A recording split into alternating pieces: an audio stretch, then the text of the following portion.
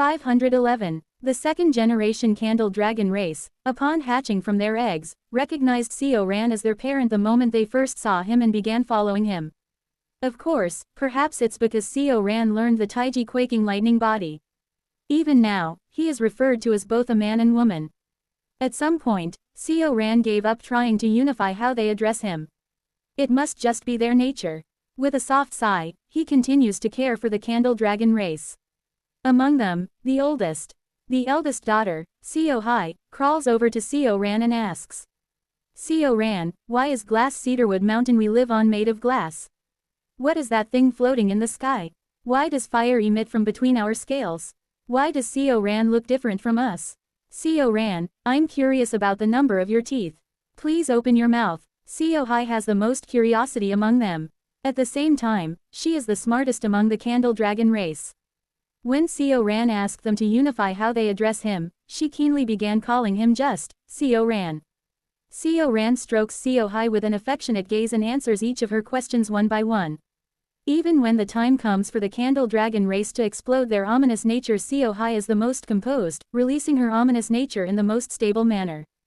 Kuruk, kurururuk, kuruk. As expected, Seo Hai is the most composed. Seo Ran smiles as he watches Seo Hai chew on branches, spit fire to burn them, and grind her teeth. Seo Hai is a child that doesn't particularly harm anyone, simply releasing her ominous nature in her own unique way. Watching her, Seo Ran gave a soft smile. And so, time passes again.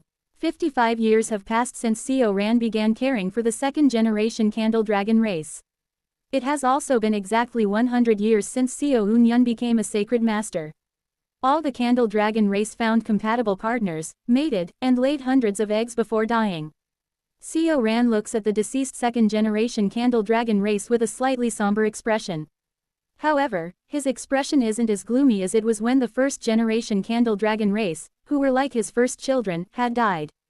It's okay, Seo Ran. You have me, the eldest of the second generation. Seo Hai pats Seo Ran on the shoulder. Even among the candle dragon race, Seo Hai was the first.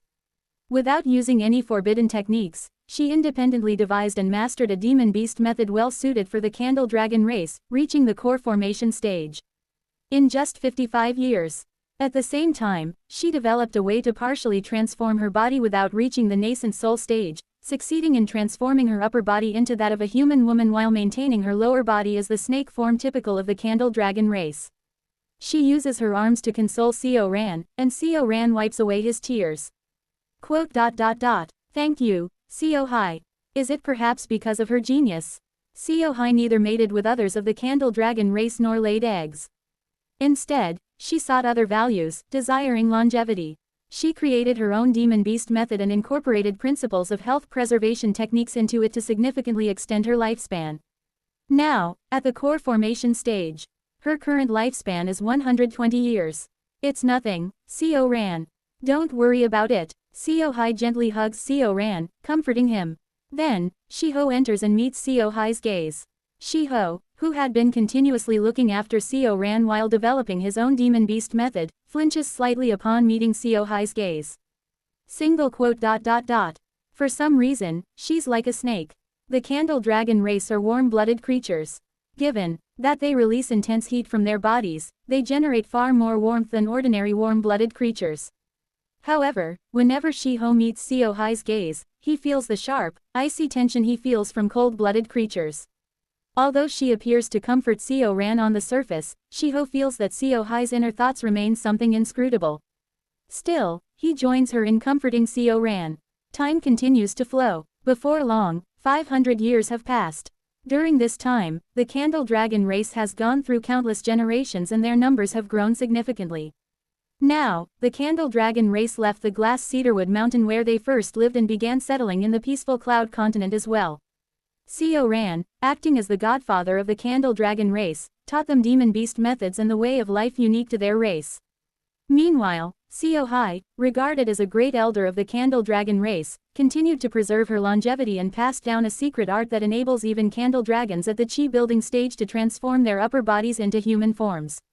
Now, if this secret art is passed down for just a few more generations, it will become imprinted in their bloodline, much like the inherent demon abilities of the sea dragon race, enabling later generations to transform purely based on their bloodline. Co ran Tilda, I brought some wine. Let's drink together, Tilda. In a community where the Candle Dragon race has gathered, Co Hai approaches Co Ran, who now holds the title of Valley Lord of Half Dragon Valley, raising a bottle of wine. By now, Co Hai has reached the early heavenly being stage. It's alright. Just when Co Hai pushes the wine bottle in front of Co Ran. Talk. Shi-Ho, who suddenly appears beside Co Ran, snatches the wine from Co Hai, opens the lid, and gulps it all down in one go. HMPH, this isn't even good wine. Were you really trying to make older brother drink this low-quality stuff? Quote. Why would I need permission from someone like Mr. And low-quality wine, you say? I saw you smacking your lips after drinking it. Kiki, why don't you be honest with yourself? After finishing her words, Co Hai shoots a sharp glare at Shi-Ho before turning and leaving the Valley Lord Hall of Half Dragon Valley. With a bitter smile, Co Ran pats Shi-Ho on the shoulder. Why are you being so cold to Co Hai? You don't know, older brother. Lately, she's been blatantly ignoring me. And the wine she just tried to make older brother drink. Do you know what it was? Quote. I know. It was human wine, Renju. Human wine refers to alcohol brewed using humans. It's a popular product among the demon race or other species that despise humans, and there isn't a world inhabited by intelligent beings where it isn't distributed. No, in fact, even in worlds populated solely by humans, human wine is circulated by devilish cultivators. Co Ran sighs softly. Having grown up witnessing human ranches and the like operated under Co Wayol's influence, he doesn't harbor much revulsion towards demon beasts that consume humans. After all, even humans devour one another in this era. Even Co Eun-yun doesn't personally punish such things. However, Co Ran understands one thing. Those who devour their own kind or commit excessively cruel deeds, cannot ascend. For example, human cultivators who create and consume human pills, or demon beast cultivators who slaughter human villages for purposes beyond mere survival. If they attempt ascension, Co Eun-yun would summon countless vestiges of the interdimensional void and throw them to those vestiges as food. And, even if they don't attempt ascension, for some reason, their surrounding environment gradually becomes full of misfortune, leading them to fall to heart demons or slowly descend into ruin. Although there is no direct evidence, Co Ran believes that Co Eun-yun is secretly punishing those who commit excessive evil.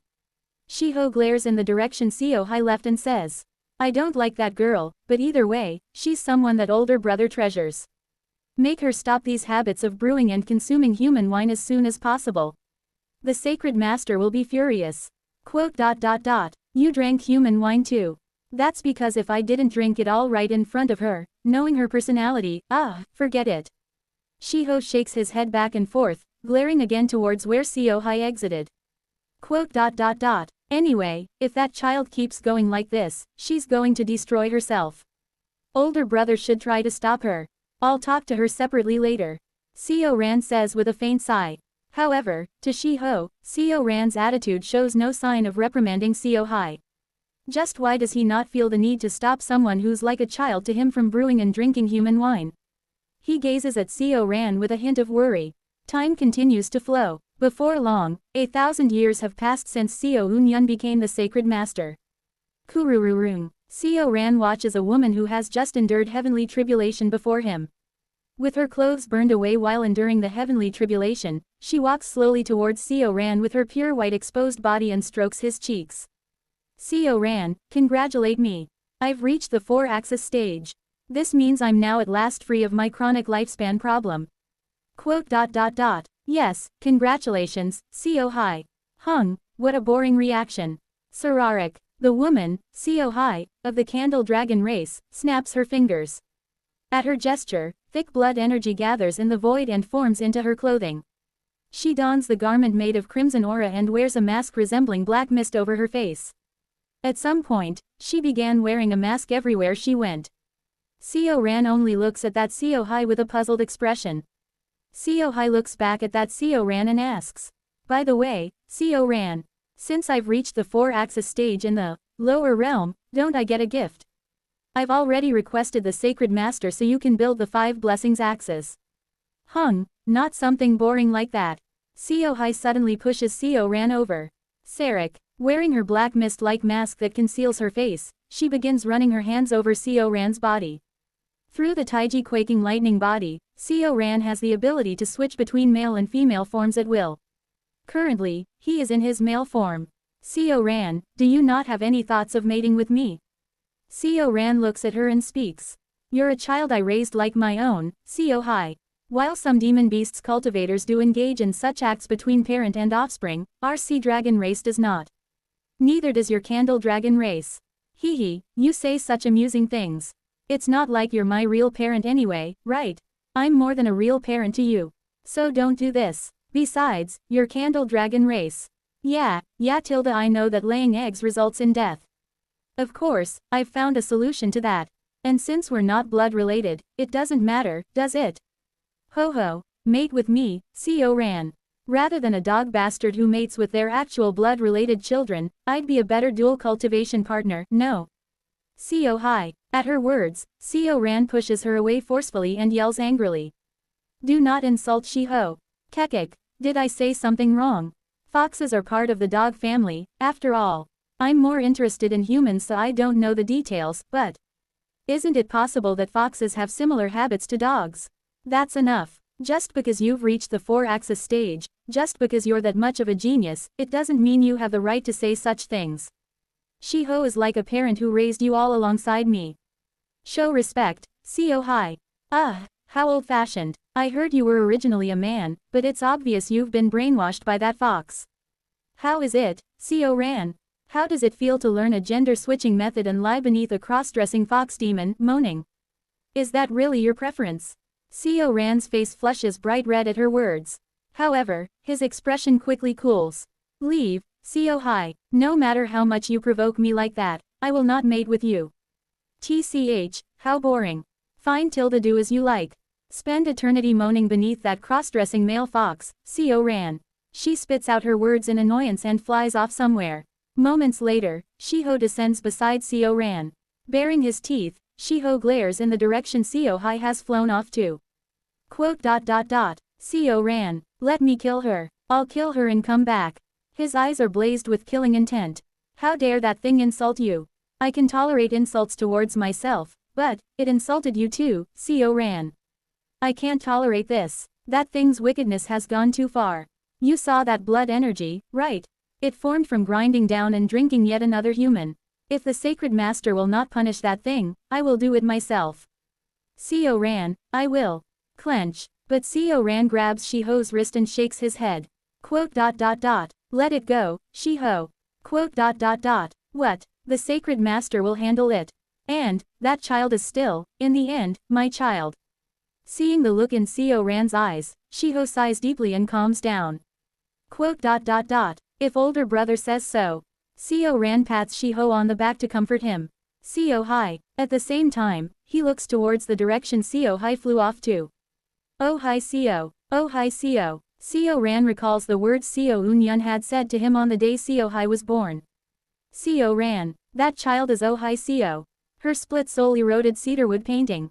Pardon, what does that? In short, that child is the split soul of Oh hi Seo who expelled the soul of the child who was supposed to become the real Seo Hai, and took her place.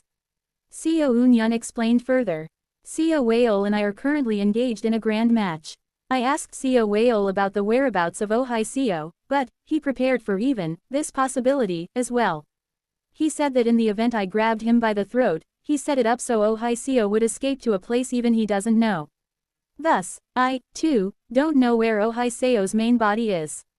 Seo Weol used her authority and the flaw in tainted soul filling the heavens to ensure that even he himself would never be able to locate her. Seo Ran was shocked. The child he vowed to cherish for life turned out to be a monster that had stolen the body of one of his children and taken its place. Whether Oh hi Seo, following Seo Weol's intentions, succeeds in taking you, his main body, from me, is the essence of this grand match between Seo Weol and I. However, that match has already been half ruined from the start. Someone like Oh hi Seo can no longer challenge me. The moment her split soul entered this world, I distorted it, severing her connection to her main body and erasing her memories. In other words, the one you now call Seo Hai, is a candle dragon who possesses the identity of Ohai Seo but is no longer Ohai Seo. What will you do? I will leave the choice to you. Will you raise Seo Hai, or will you extract and destroy the split soul? Seo Ran pondered those words for a long time. I will raise her, the monster that stole the body of children akin to his grandchildren. He resents her, but at the same time, Seo Ran sees his own circumstances mirrored in Seo Hai's. As the main body of tainted soul filling the heavens, Seo Ran had grown by consuming the love of Uo, becoming Seo Ran instead of Seo Weo. Then perhaps, if Seo Hai, the fragment of Ohai Seo, is raised with love, couldn't she, too, grow to become not the fragment of Ohai Seo but Seo Hai? That's what Seo Ran thinks. Because, to deny Seo Hai's existence feels, in a way, like denying his own. Seo Eun-yun spoke to him. I will help you. If she commits any evil deeds, I will move the entire world to change her. This is, perhaps, my final chance for Ohai Seo as well. Seo Eun-yun seemed to regard this as his final opportunity for Ohai Seo, supporting Seo Ran's decision. However, he also asked for secrecy, saying that others might misunderstand if they learned her true identity. And so, things continued until today. Seo Ran embraces Shiho, lost in thought. Now is the time to make a decision. Before she grows even stronger, he must determine how to handle her. Single quote. Is she, right now, Ohai Seo, or Seo Hai? At the same time, Seo Ran questions himself. Am I Seo Ran, or Seo Weo? 512. Bright Cold Realm, Cedarwood Grove. Among the human race residing there, the leaders of their faction, the Grand Cultivator Association, have gathered. The head of the Grand Cultivator Association, Jun Jae, clears his throat. As this is not a regular meeting of the Grand Cultivator Association, I apologize for urgently convening everyone. However, I believe you all understand why I have called this urgent meeting. At his words, all the members of the Grand Cultivator Association nod their heads. Except for one person, the one who does not nod. Hun-won raises his head with a grim expression and speaks. Quote. It's so obvious. Isn't it because of that new sacred master that's doing so well? At Hun-won's words, the other members of the Grand Cultivator Association clear their throats and avert their gazes from him. Only Jun Jae and Gal Mike meet Hun-won's gaze and awkwardly open their mouths to speak. Cultivator Hun, as you might know, our bright cold realm human race sacred master, Seo Eun-yun, he has given us a command. When the news spread that there was someone from the Grand Cultivator Association of the Bright Cold Realm who surpassed the level of Esteemed One and reached the realm of Sacred Master, the Grand Cultivator Association held a great celebration. No, in truth, they had already celebrated greatly after moving to Cedarwood Grove, when Baekwoon officially acknowledged Seo Eun-yun as an Esteemed One. Although Seo Eun-yun became an Esteemed One through the Heart Tribe and not the Heaven-Earth tribes, the inherent nature of humans is simple. If someone is on their side, they are a dignified warrior, and if not, they are a vile Heart Tribe spy. The minor mistake of previously dismissing Seo Eun-yun as a multi-headed monster was completely forgotten, and they wholeheartedly rejoiced at the birth of an Esteemed One. So, how did they react when they heard from Baekwoon that Seo Eun-yun has become a sacred vessel sacred master? An enormous festival erupted across the entire human race region. On that joyous day, the human race did not shun the Heart Tribe but celebrated together with them. At the level of an Esteemed One, Seo Eun-yun might have been considered a venerable senior, but now, as a sacred master of the sacred vessel stage, Seo Eun-yun is at the level of being worshipped as a sage god among the humans race. Throughout the human race residential region, in Cedarwood Grove, statues and monuments venerating Seo Eun-yun are being erected everywhere. And Seo Eun-yun, who is being venerated as a sage god among the human race, issued a command to them a few days ago.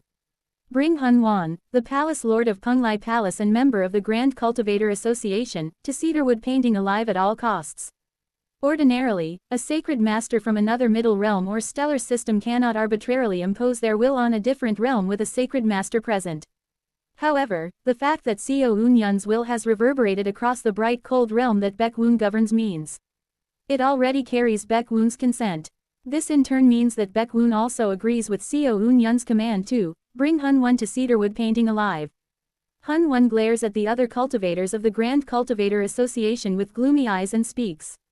Why can't you speak plainly? Please put on the shackles we've prepared in advance, step quietly into the prison, and kindly become a sacrificial offering for the new sacred master. Just speak comfortably, without wasting any more time. At those words, Jun Jae's face flushes slightly. Ahem, why are you saying it like that, Cultivator Hun?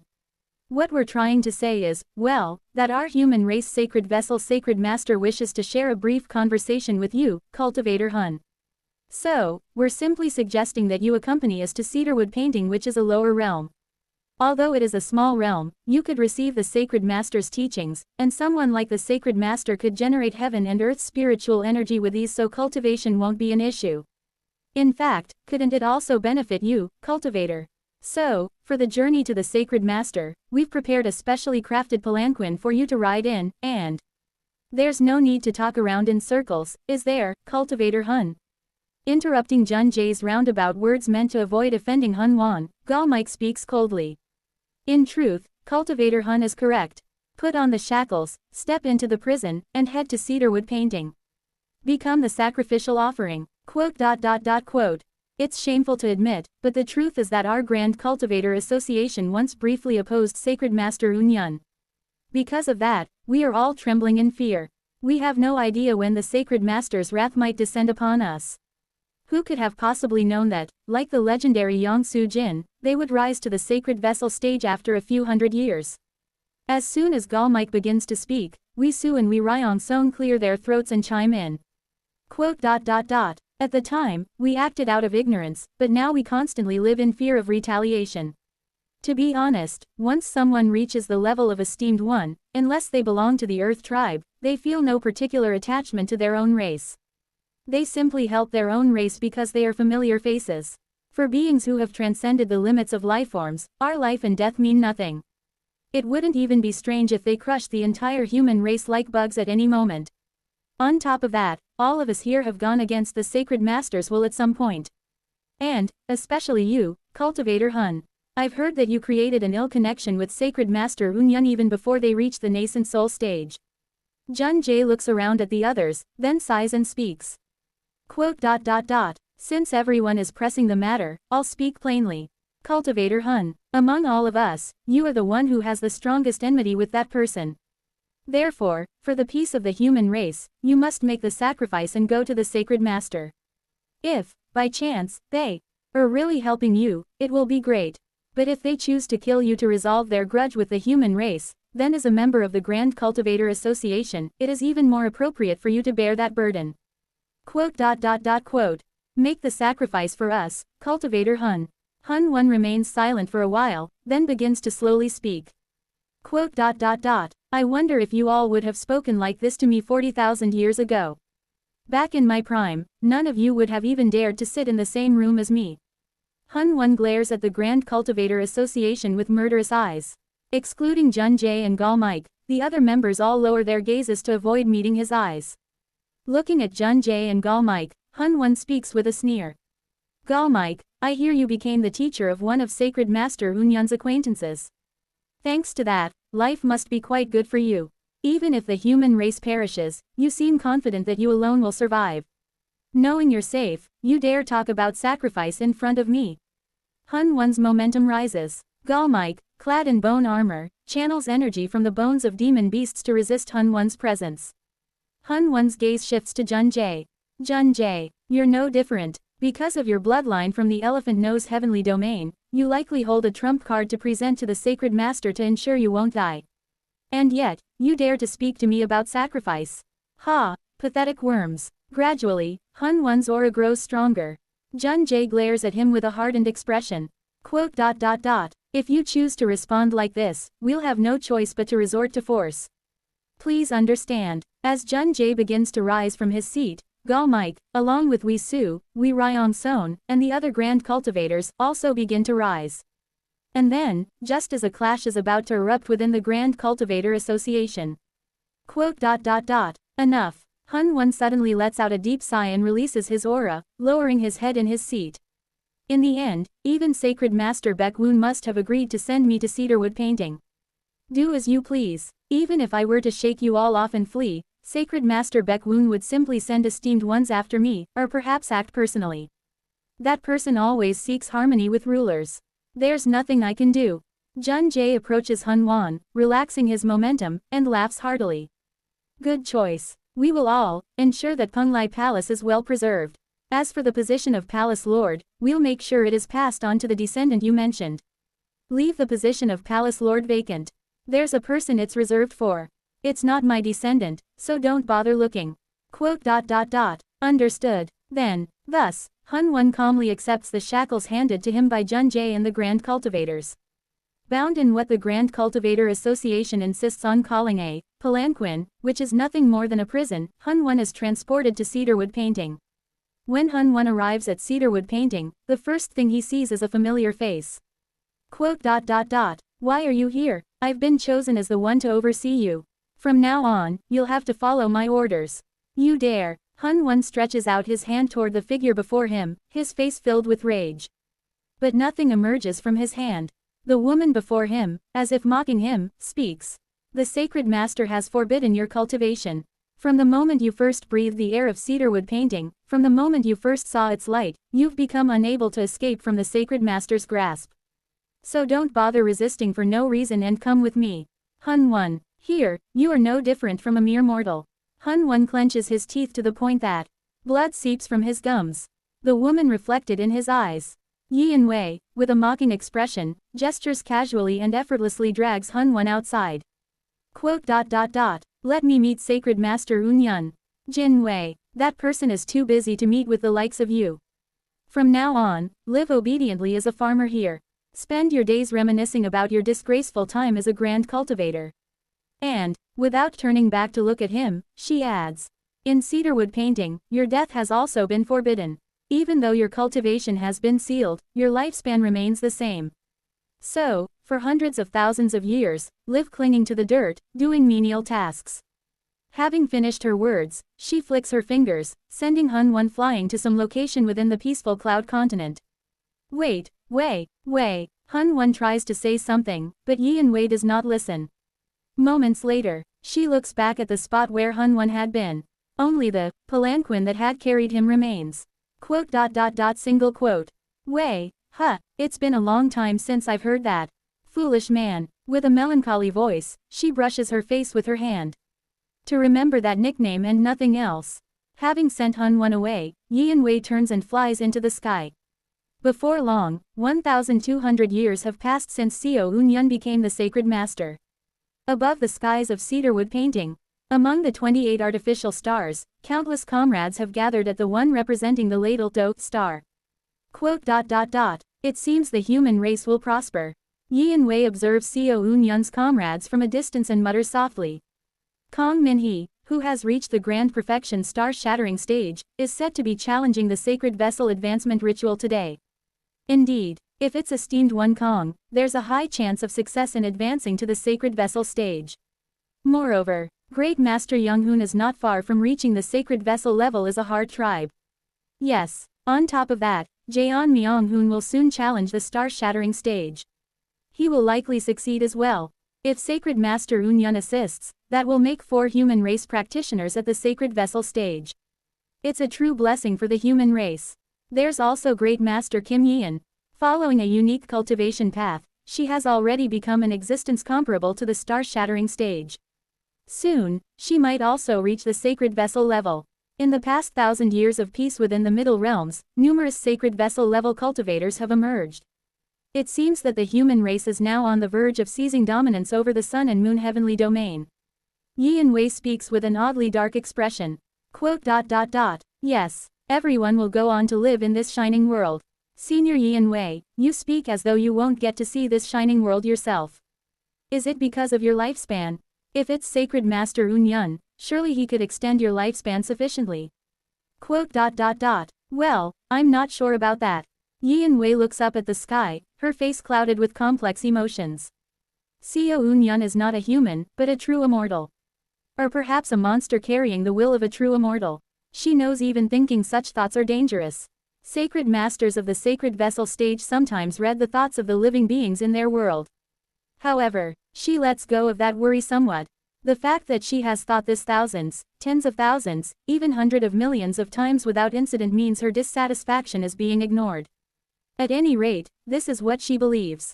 And, most likely, that person is connected to the higher existence who drove Hun One mad. Having lived 40,000 years as an old monster of the human race is the one known as Yi and Wei. She can infer at least that much. There's the phenomena extinguishing mantra that Xiao Unyun occasionally uses. There's also the Great Mountain Splitting Emperor technique, that's unknown when he acquired it, and the fact that he wields the technique with even more mastery than Hun One. This is something she heard from Hun One himself. Hun One and his Penglai Palace are essentially a kind of priestly lineage that serves an ancient entity known as the Mountain God. The Mountain God bestowed the Great Mountain Splitting Emperor technique upon Penglai Palace and occasionally delivered revelations to guide them. According to Hun Wan, while the Mountain God is not a well-known divine spirit like the chief god of the giant race, they are still a rather powerful deity among the divine spirits. And this means that other divine spirits cannot interfere with the priestly lineage that serves the Mountain God. Which means, the entity hidden behind the guise of Xiao Unyun is either the Mountain God or a divine spirit closely related to them. And if that's the case, there is no way this being couldn't heal the mental illness rooted in Hun One's mind. Yet, they captured Hun One and left him neglected, allowing only Yi and Wei to monitor him occasionally. This means, the being using the name Xiao Unyun is merely enjoying the suffering of Hun One and Yi and Wei as entertainment. In reality, Xiao Unyun would be startled when he reads her imagination from time to time, but as far as Yi and Wei is concerned, her assumptions fit all too well. And if that assumption is true, Yi and Wei sees no point in requesting a lifespan extension from Xiao Unyun. What would I even accomplish by living longer? In the end, I'll just be continually toyed with by a true immortal. Even this thought is probably being read.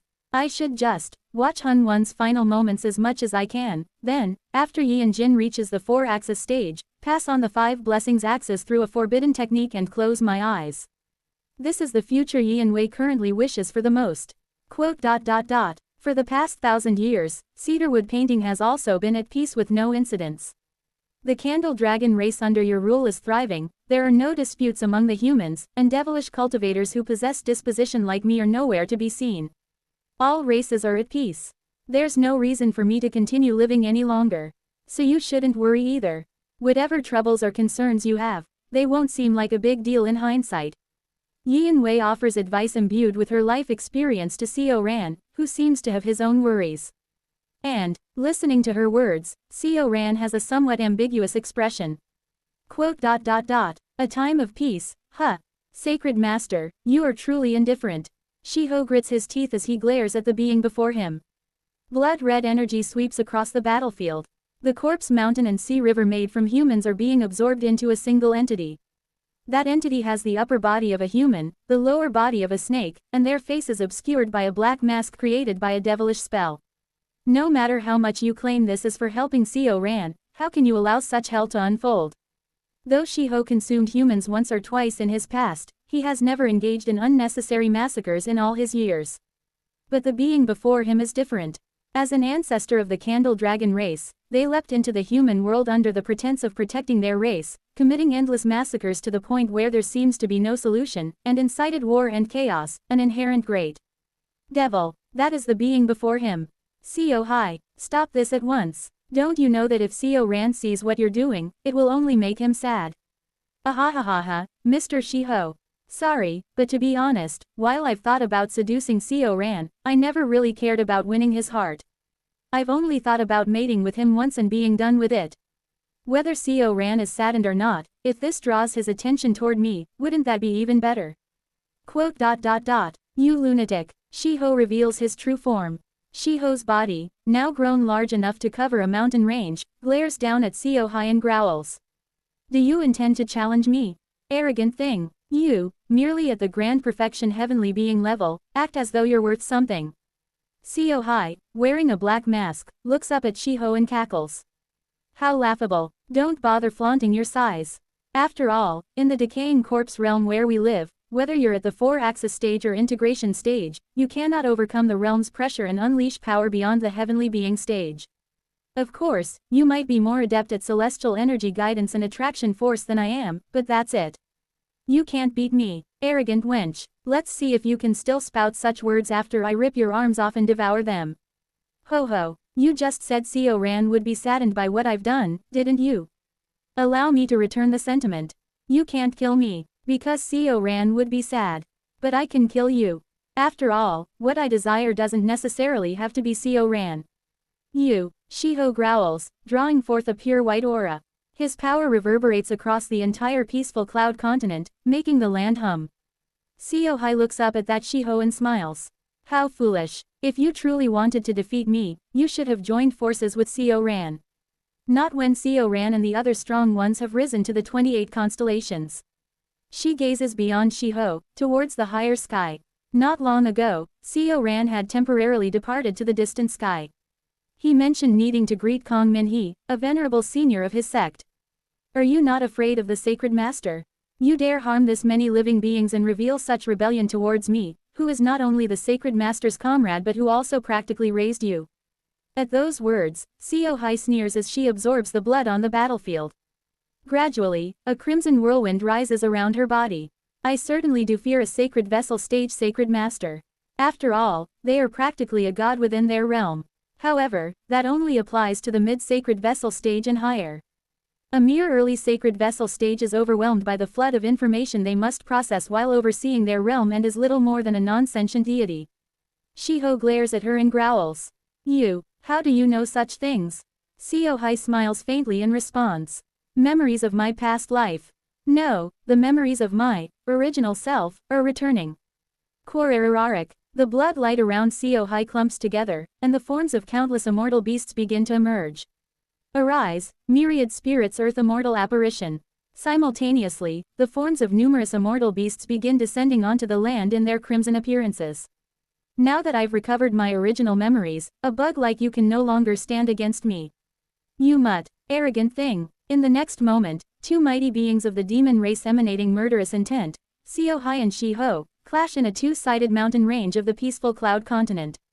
Earthquakes and tidal waves sweep across the entire continent as bloodlight and white radiance clash. Tadat, the two-sided mountain range of the peaceful cloud continent, Yi and Wei descends upon the area.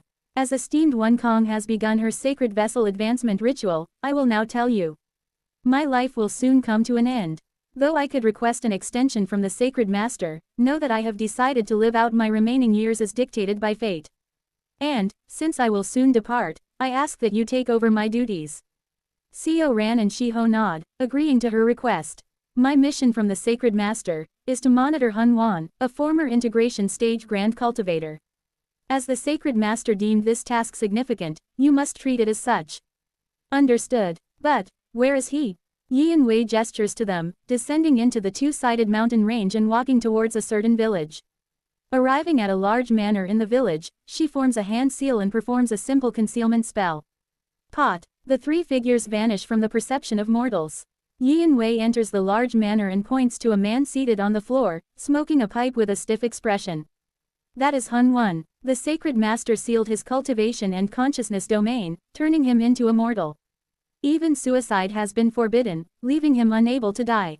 He has since lived for centuries among mortals, engaging in trivial games of accumulating mortal wealth. How unfortunate. He was once a grand cultivator. Unfortunate. When Jeon Myung-hoon tried to rip Hun Wan apart and kill him, the sacred master and I persuaded him to leave him in this state instead. That man played a significant role in the destruction of the Golden Divine Heavenly Thunder sect of the Bright Cold Realm. Do you even know how many times Jeon Myung-hoon, after learning the full truth and consumed by guilt, tried to storm Penglai Palace? Yi and Wei sighs and points at Hun Wan. Stopping him with all my strength if he ever attempts suicide or if someone else tries to kill him is the task I have carried. That is the mission I was assigned. Once I die, it will be your task. Yes, understood. But, it seems that man is looking at us. Seo Ran glances at Hun Wan, who appears to be staring in their direction. Yi and Wei shakes her head. You're mistaken. Look at his focus. He's watching the servants behind us as they work. As he's become immortal, he cannot see through our concealment spell. I see. Seo Ran glances at Hun Wan, who stares lifelessly into the distance, and smiles bitterly for some reason. Quote. Elder Yi and Wei. What is it? I've heard that you were once close with Grand Cultivator Hun in the past. If Grand Cultivator Hun Won were to come to his senses and repent, would you be able to accept him? Are you asking if a person can be fixed? Yi Wei smiles bitterly and shakes her head. People cannot be fixed, even if Hun Won were to regain his senses, 40,000 years.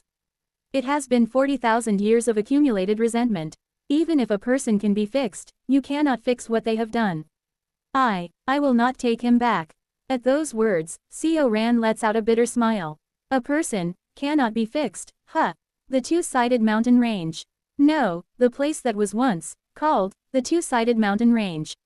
Now it has become a flat plain, and there, soaked in blood and licking the blood that stained her body, stands Seo Hai.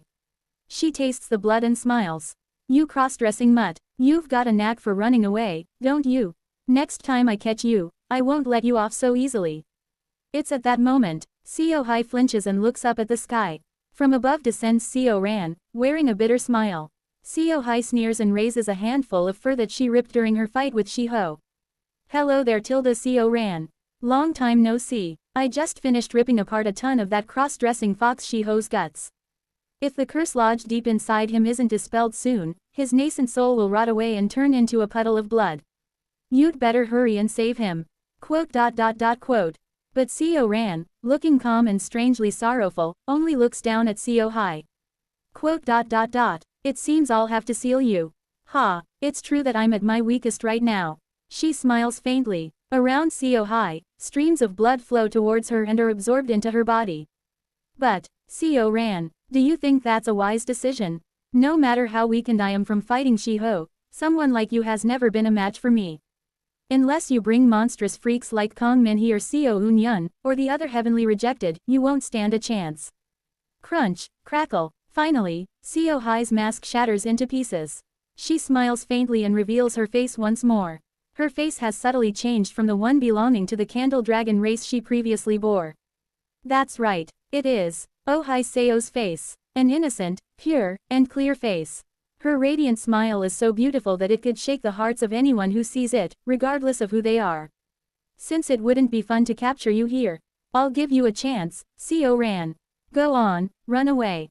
Run away and save Shiho. I'll recover my strength and come hunt you down. Hurry, go on. But Seo Ran silently mutters something in the direction Shiho had fled, sending a voice transmission before assuming a battle stance.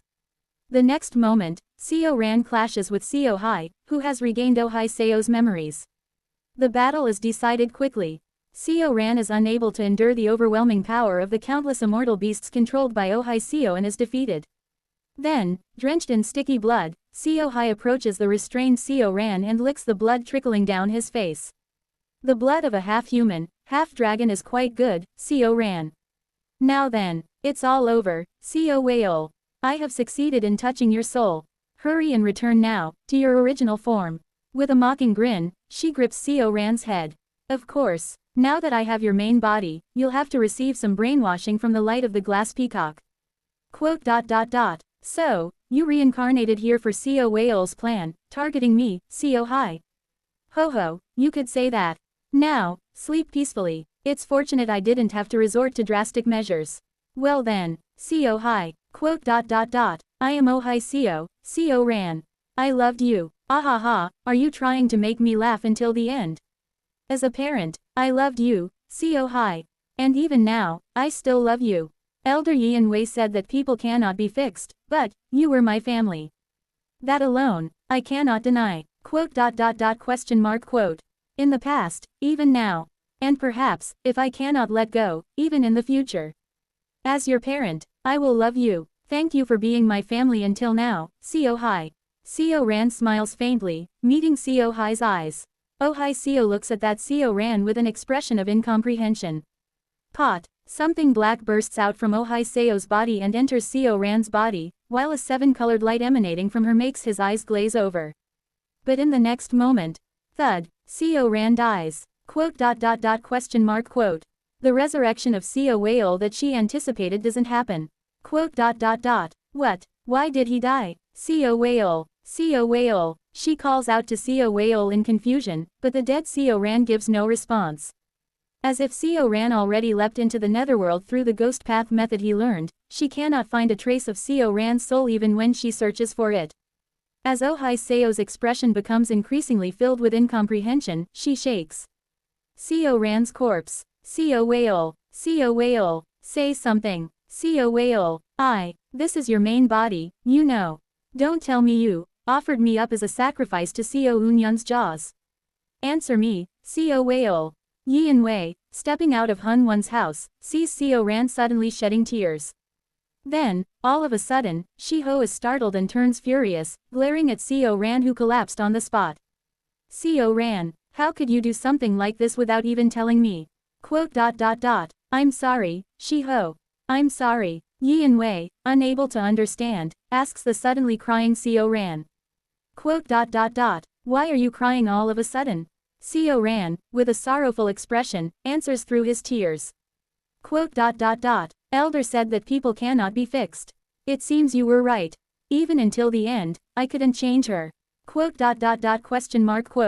I guess. I just wanted to believe. To believe that there was such a possibility. I mean, Elder's words are correct. Even if someone is fixed, the karma of their actions remains. Unless all of that karma can be undone, she will probably always remain as she is. What are you even saying? Just what? I apologize for rambling. I will explain it properly. With a sorrowful expression, Seo Ran thus proceeds to tell Yi In-wei everything. The constellations created during the star-shattering stage completely assimilate with the cultivator's heart essence when they reach the sacred vessel stage. And to assimilate with the heart essence means, in a way, to make the world one has built until now into one's dream. Amidst the torrent of overwhelming information, I slowly open my eyes. In my eyes, two worlds are reflected. One is the real cedarwood painting that I rule over, enjoying an era of peace. And the other is the one created within my colorless sword enclosure, a dream world. The dream world is filled with a crimson light.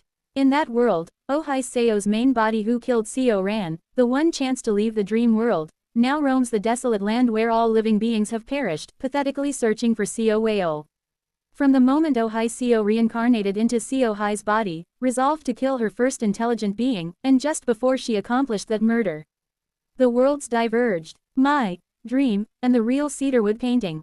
Everything in the world filled with Seo Hai's unleashed malevolence is, in truth, a fabrication of my imagination. Every character in that world, except for Shi-ho and Seo Ran, were fundamentally no different from the heart demons within my heart essence. Ohai Seo may have thought she cleverly infiltrated under the guise of a fragment, following Seo Whale's will, scheming her malicious plans, but she has never once escaped my grasp from the beginning. The fact that she came as her main body rather than a fragment was something I discerned from the start, and as soon as she exhibited unusual behavior, I isolated her immediately within my dream.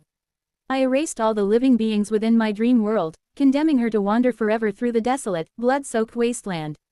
Her original cultivation realm is the integration stage. The chance given to her is now over. Ohai Seo will wander that wasteland for tens of thousands of years, until she ages and dies of old age. Is that all? I ask, turning to Seo Whale, who is watching Ohai Seo's actions alongside me with a hardened expression. Chapter 513, God of Cedarwood Painting. Summit of Glass Cedarwood Mountain. Before the jade throne of glass, surrounded by polar lights and mist. Two figures stand facing each other. A man dressed in white, seated as if gazing down upon the world. And a man in blue robes, expressionless, looking up at the one sitting on the throne. 219,523 times. No, it's 24 now. This is the number of methods you've used to try and retrieve Seo Ran from me. Not a single one has succeeded, and even the last resort you sent in, Ohai Seo's main body, is now as good as in my grasp. What will you do now? What is left for you? The man in white, Seo Eunyeon speaks, looking down at the expressionless figure before him, Seo Whale. Seo Whale speaks with a dry expression. I understand that you care for Seo Ran.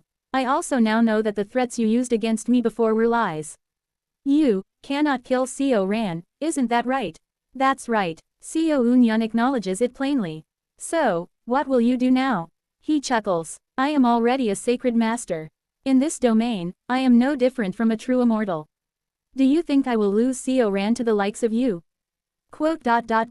If I exhaust all of me, even you, a sacred master, would not be able to guarantee victory. No. Seeing the great CEO whale speaking with such a long tongue, it seems you really have no cards left to play. Kiki, go ahead. Consume thousands, hundreds of millions, trillions, tens of quadrillions of CEO whales to try and brainwash me along with this entire world. But I'll use the moment you exhaust yourself to contact Blood Yin and expose every last danger you pose. At CEO Unyun's words, CEO whale lowers his gaze. Quote.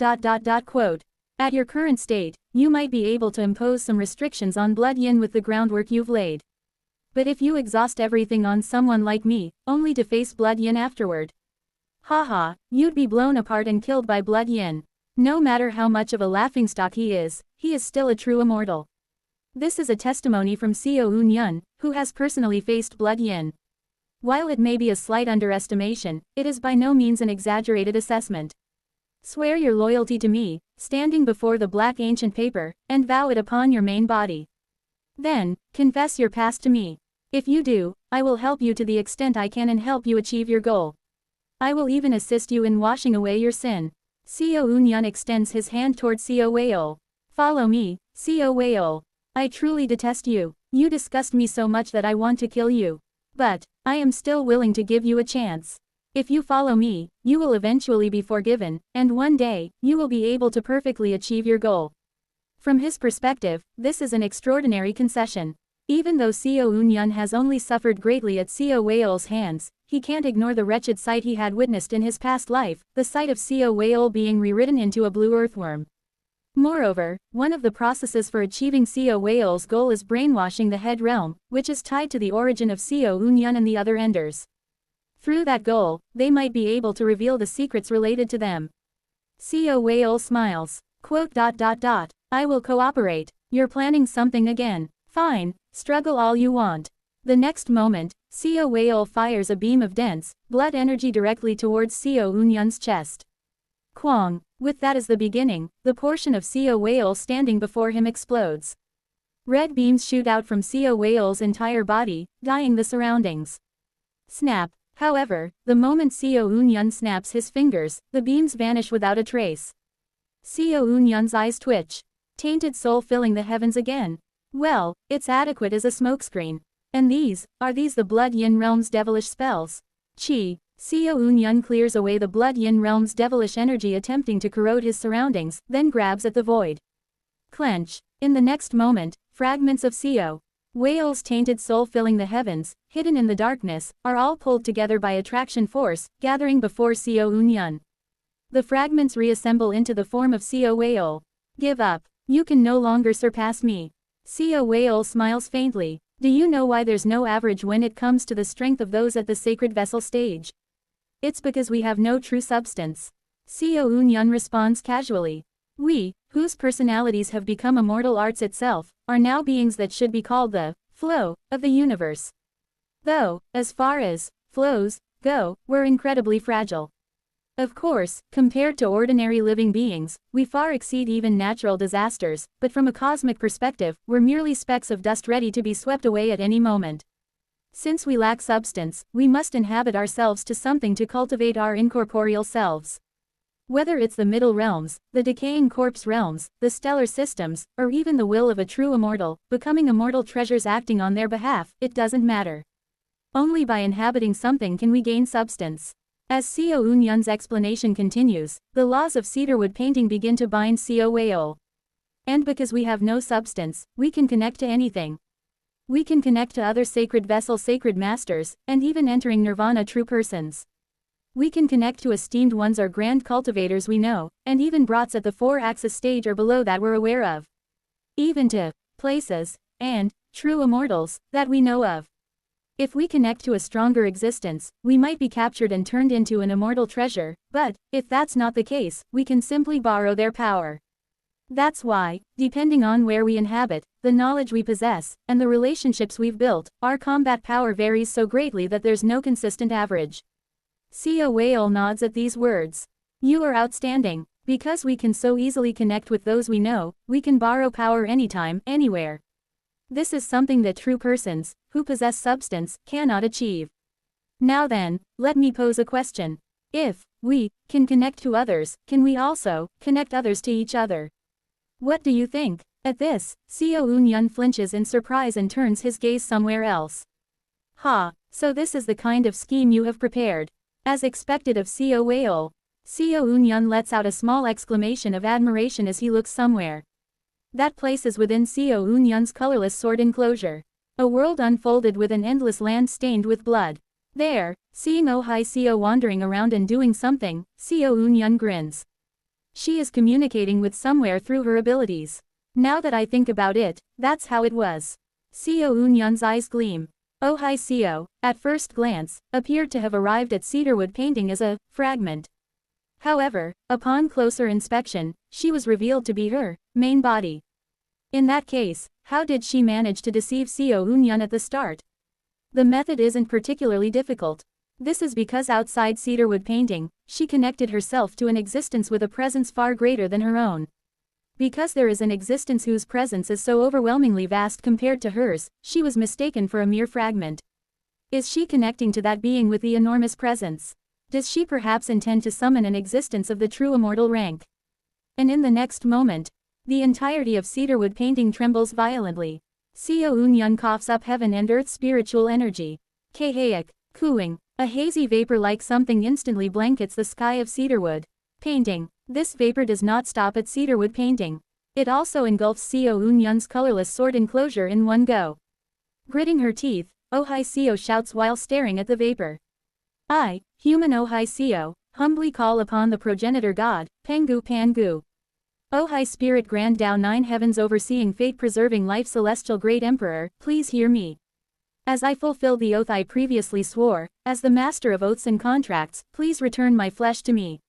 The next moment, Oh Hai-seo's soul is forcibly extracted from the body of the candle dragon race she inhabits in cedarwood painting. Her soul begins rapidly flying towards some far-off place in the distant reaches of the universe. Witnessing this scene, Seo Eun-yun realizes what Seo Wei-ol and Oh Hai-seo have done. Did you borrow the power of the owner of names from the very beginning? I see. From the start, Oh Hai-seo's soul was removed from her original body and that empty shell was filled with the power of the owner of names. While the power of the owner of names occupied her body, Oh Hai-seo acted as Seo Hai, and borrowed the power of oaths to set up the plan to escape through, retrieving, her body through a ritual worship whenever needed. Ha ha ha, Seo Eun-yun laughs as if finding it amusing. Indeed, even Seo Eun-yun cannot stop Oh Hai-seo from being drawn away by the power of the owner of names. However, Seo Eun-yun grins while forming a wheel loon behind his head. Kuriririk, the wheel begins to spin. Impressive, truly worthy of your reputation, Seo Wei-ol. Then, Seo Eun-yun extends his hand. Do. The colorless sword enclosure, which had been containing Oh Hai-seo until just moments ago, begins to transform. Borrowing the power of cedarwood painting, a portion of the colorless sword enclosure flickers into reality. If only your opponent was not me, Oh Hai-seo would have very well escaped. Oh Hai-seo rapidly flies through the cosmic space, heading towards her main body. Seo Wei-ol said this. No matter how much of an extraordinary sacred master Seo Eun-yun may be, he cannot completely block the power of the owner of names. Even if you are captured at the final moment, you will still be able to escape. What will you do? She has never trusted Seo Wei-ol, not even once. She only acted for Seo Wei-ol when she herself determined that it is logical and reasonable, and when she calculated that there would be no harm to her. This time was no exception. The escape plan Seo Wei-ol proposed, the circumstances he faced, the reward he promised, and the benefits she stood to gain from taking part, all were too enticing to refuse. Yes, based on Seo Wei-ol's judgment and Oh Hai-seo's own verification, she should have been safe. But, Oh Hai-seo, I will relay this for the last time. Fragment your soul according to my instructions and scatter it immediately. That is the only hope we have. Don't talk nonsense. You said it would be safe. And if I fragment my soul to the extent you're saying, who would be the main body? My very being will disappear. There's no time. Hurry. You said I would be safe. You said. However, as she leaps across hundreds of light years, Oh Hai-seo notices something chasing her soul from behind. What is taught? It's an arm, a sword made of glass. A massive arm composed of glass, with countless swords protruding from it, leaps across hundreds of light years to pursue her. Stay away. I said, stay away. Oh Hai-seo's soul turns pale as she summons countless forms of immortal beasts around her. As much as her main body, her consciousness domain, and the level of her soul itself have all risen to a higher realm than before. The forms of immortal beasts she summons also appear far more powerful and imposing than ever. Moreover, since this cosmic space is outside Seo Eun-yun's world, it's a situation where he should not be able to exert absolute power here. OHHYE, SEO. Wah! Oh Hai Seo screams in terror and sends the forms of immortal beasts towards the arm pursuing her.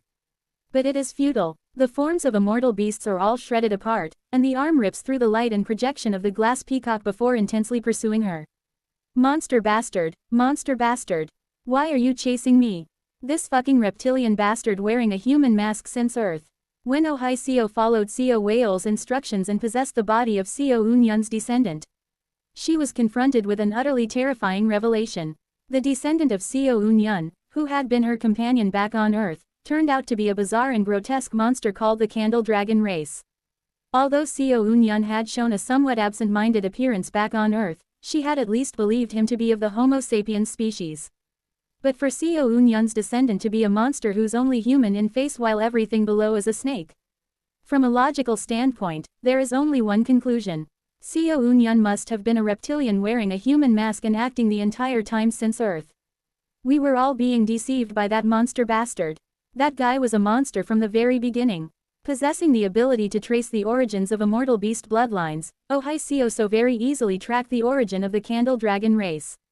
And her ability identified Seo Eun-yun as a being who was fundamentally no different from the Candle Dragon race. Stay away, you monster. The form of the immortal beast Supreme Tiger roars and lunges toward the arm. But the arm tears apart the form of the Supreme Tiger in an instant and resumes its pursuit of her. Now, the distance between the arm and her is only 10 li. Gradually, the arm draws closer. 9 li. At this rate, it's going to follow me all the way to where my main body is. No, Seo Whale, that useless bastard, he said he wouldn't be able to chase me this far, but he was completely wrong. The form of the immortal beast Black Dragon charges at the arm. A massive dragon wave, imbued with the power of Taiyan, pushes Seo Eun-yun back. However, 999 ghostly heads seem to sprout from Seo Eun-yun's arm, devouring all the yin energy before resuming its pursuit of Oh Hai Seo. 8 li. Oh Hai Seo feels her legs trembling from the horror. Having the curiosity to uncover everything about the other person, starting from the teeth, is who Oh Hai Seo is. So of course, she is already aware of the shape of Seo Eun-yun and his comrades' skulls. Crazy bastard, is he using his own 999 skulls as a spell? He's a madman who cut off his own head 999 times to make this happen. Completely insane. 7 li. Once again, Seo Eun-yun's arm draws closer. The searing glass true fire flickers, emitting a powerful attraction force that pulls Oh Hai Seo towards it. No, that glass true fire really hurts. Even the inferior flame of the Candle Dragon race almost killed me when it touched my soul. If this is the real glass true fire, there's no way I can resist it. The heat of the glass true fire already stings her soul, and her mind starts to falter. Endure the heat of the glass true fire with the power of the Candle Dragon race. No way, the master of the Candle Dragon race is that reptilian bastard. I'd be caught right away. In that case, the forms of the immortal beasts Azure Pung and white-winged heavenly Pegasus wrap around Oh Hai Seo. Her speed towards her main body begins to accelerate even further. Seo Eun-yun's arm also appears to be gradually falling behind. But in the next moment, wing, the three great ultimates rise atop the arm, narrowing the distance with Oh Hai Seo once more. 5 li. Her mind feels like it's about to collapse from terror in the heat of the glass true fire. Seo Whale, Seo Whale, Seo Whale, do something. I am also caught. Useless bastard. Cursing Seo Whale, she frantically hurls the forms of other immortal beasts and self-destructs them. Even though her origin is being damaged, the arm seems utterly unaffected, steadily closing the distance. 3 li. Seo Eun-yun, let's talk for a moment. Actually, I knew all along that you and Kong Min Hee were dating, okay? You liked me, didn't you? Isn't that right? 2 li. She tries to tempt Seo Eun-yun with all sorts of sweet words and flattery, but as expected, they don't work in the slightest. The distance continues to close, leaving only 1 li remaining. Oh Hai Seo grits her teeth, her heart sinking as though weeping tears of blood. I have to use that. I followed Seo Whale's words and took risks all for that, but I'm about to waste it all here. Feeling wronged, she bites her lips tightly in her spirit form. Now, Seo Eun-yeon's massive arm is only 10 jong away from her. She spreads her arms wide in her spirit form and shouts. I humbly request to the High Spirit Grand Tao Nine Heavens overseeing fate-preserving life Celestial Great Emperor. I beseech, reveal the power. In the next moment, hazy vapor rises wildly around her. Then, a vaporous arm, far larger than Seo Eun-yeon's arm, manifests and clenches its fist. Seo Eun-yeon's arm seems to flinch. Oh Hai Seo smirks and shouts. Even if it's you, against this being's power. But at that very moment, Pebong, Seo Eun-yeon's arm so very easily pierces through the arm of the owner of names. Plowing through the vapor without resistance, Seo Eun-yeon's arm relentlessly advances towards Oh Hai Seo. Seeing this scene, Oh Hai Seo feels her mind freeze completely. It feels as though the afterimage of Seo Eun-yeon fleetingly passes before her eyes. Seo Eun-yeon was looking down at her with an arrogant gaze. Single quote. There's no escape. The gap between them has already grown too vast. Not even Seo Weol is of any help, and no matter how much power she wields or borrows from others, Seo Eun-yeon has already surpassed all of it. I can't escape. She grinds her teeth. There is no escape. In that case, there is only one thing she can do. The arm of the owner of names, which is pitifully being torn apart. As if its affinity clashes with the power of the candle dragons. It is being shredded by the hazy mist emanating from Seo Eun-yeon's arm, but its sheer mass buys Oh Hai Seo a sliver of time. Oh Hai Seo watches the scene and grits her teeth. Kwa! In the next moment, she tears apart her spirit form. She must do as Seo Weol instructed. Split soul. At the very least, she must let her split soul escape.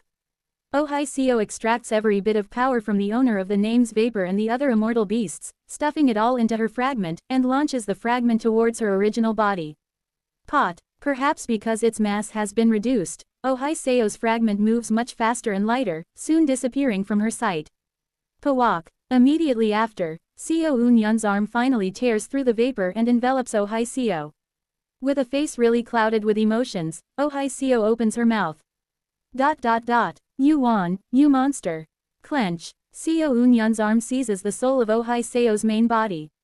Every scheme devised by Seo Weol and Oh Hai Seo has crumbled. Only a portion of her soul that she split and sent away, the soul of Seo Hai, manages to return to her main body, leaving a faint glimmer of hope against the god of cedarwood painting. Chapter 514. Goku. At the beginning of this life, my goals were simple: advancing in cultivation, protecting my comrades, and surviving the end. However, as I became a sacred master and began reshaping the world, I gained a new perspective and witnessed new sights. In the process, I revised my original goals: escaping from Blood Yin, rescuing Kong Min-hee, and neutralizing Seo Weol. Having achieved all three, the only remaining task is survival in the face of the end.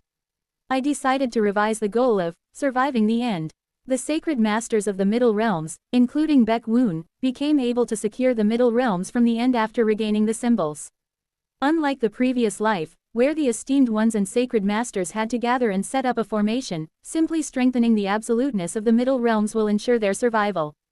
However, what about the remaining living beings of the Sun and Moon Heavenly Domain? What about the residents of my cedarwood painting, that lacks the absoluteness of the Middle Realms? What about the people of the Head Realm? What about the people of Peaceful Cloud Star? The people of the Middle Realms may survive, but the rest of the Sun and Moon Heavenly Domain will perish. That is the end. To them, I want to give them a chance in my own way. And at the same time, I want to save my beloved comrades.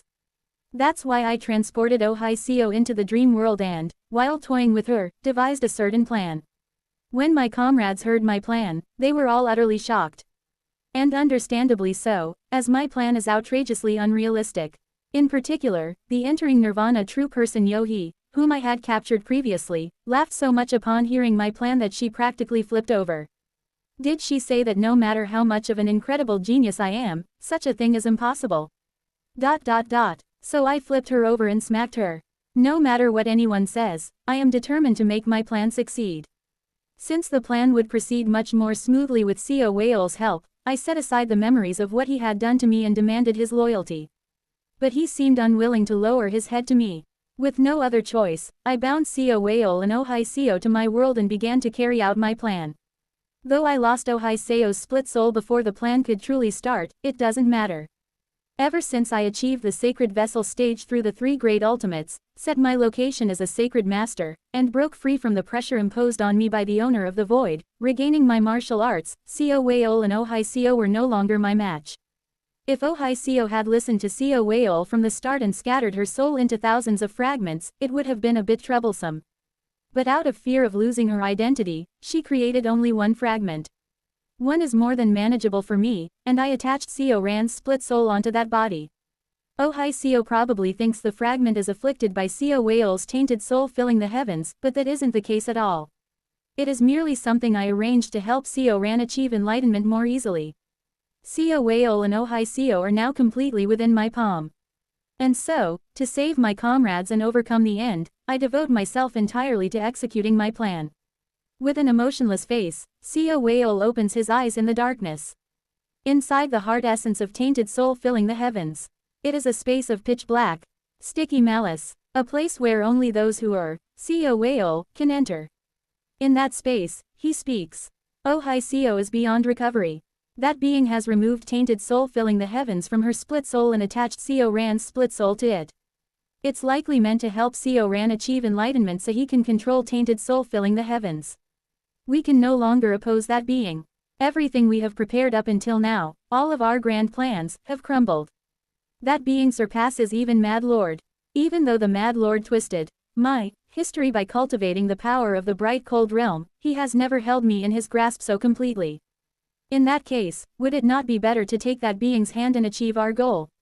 At one Co Wayol's suggestion, the other Co Wayol's sink deep into their own thoughts. That being is suspicious. A being who has reached the sacred vessel stage through the three pathways of heaven, earth, and heart in less than 1,000 years. A being who has already rewritten the legend of the Golden Divine. It isn't just heaven, earth, and heart as well. That's right, that being possesses immortal arts of unknown origins and connections to great beings. Perhaps that being descended to fulfill the prophecy of a great being, either as an immortal treasure or backed by a true immortal. Not just perhaps. The probability of that is 99 out of 100. Are we to repeat the pain of that time? At the words of one Co Wayol, the other Co Wayols fall silent. The phrase, the pain of that time, seems to unsettle many of the Co Wayols. If only the main body were in its normal state, this decision would have been easier.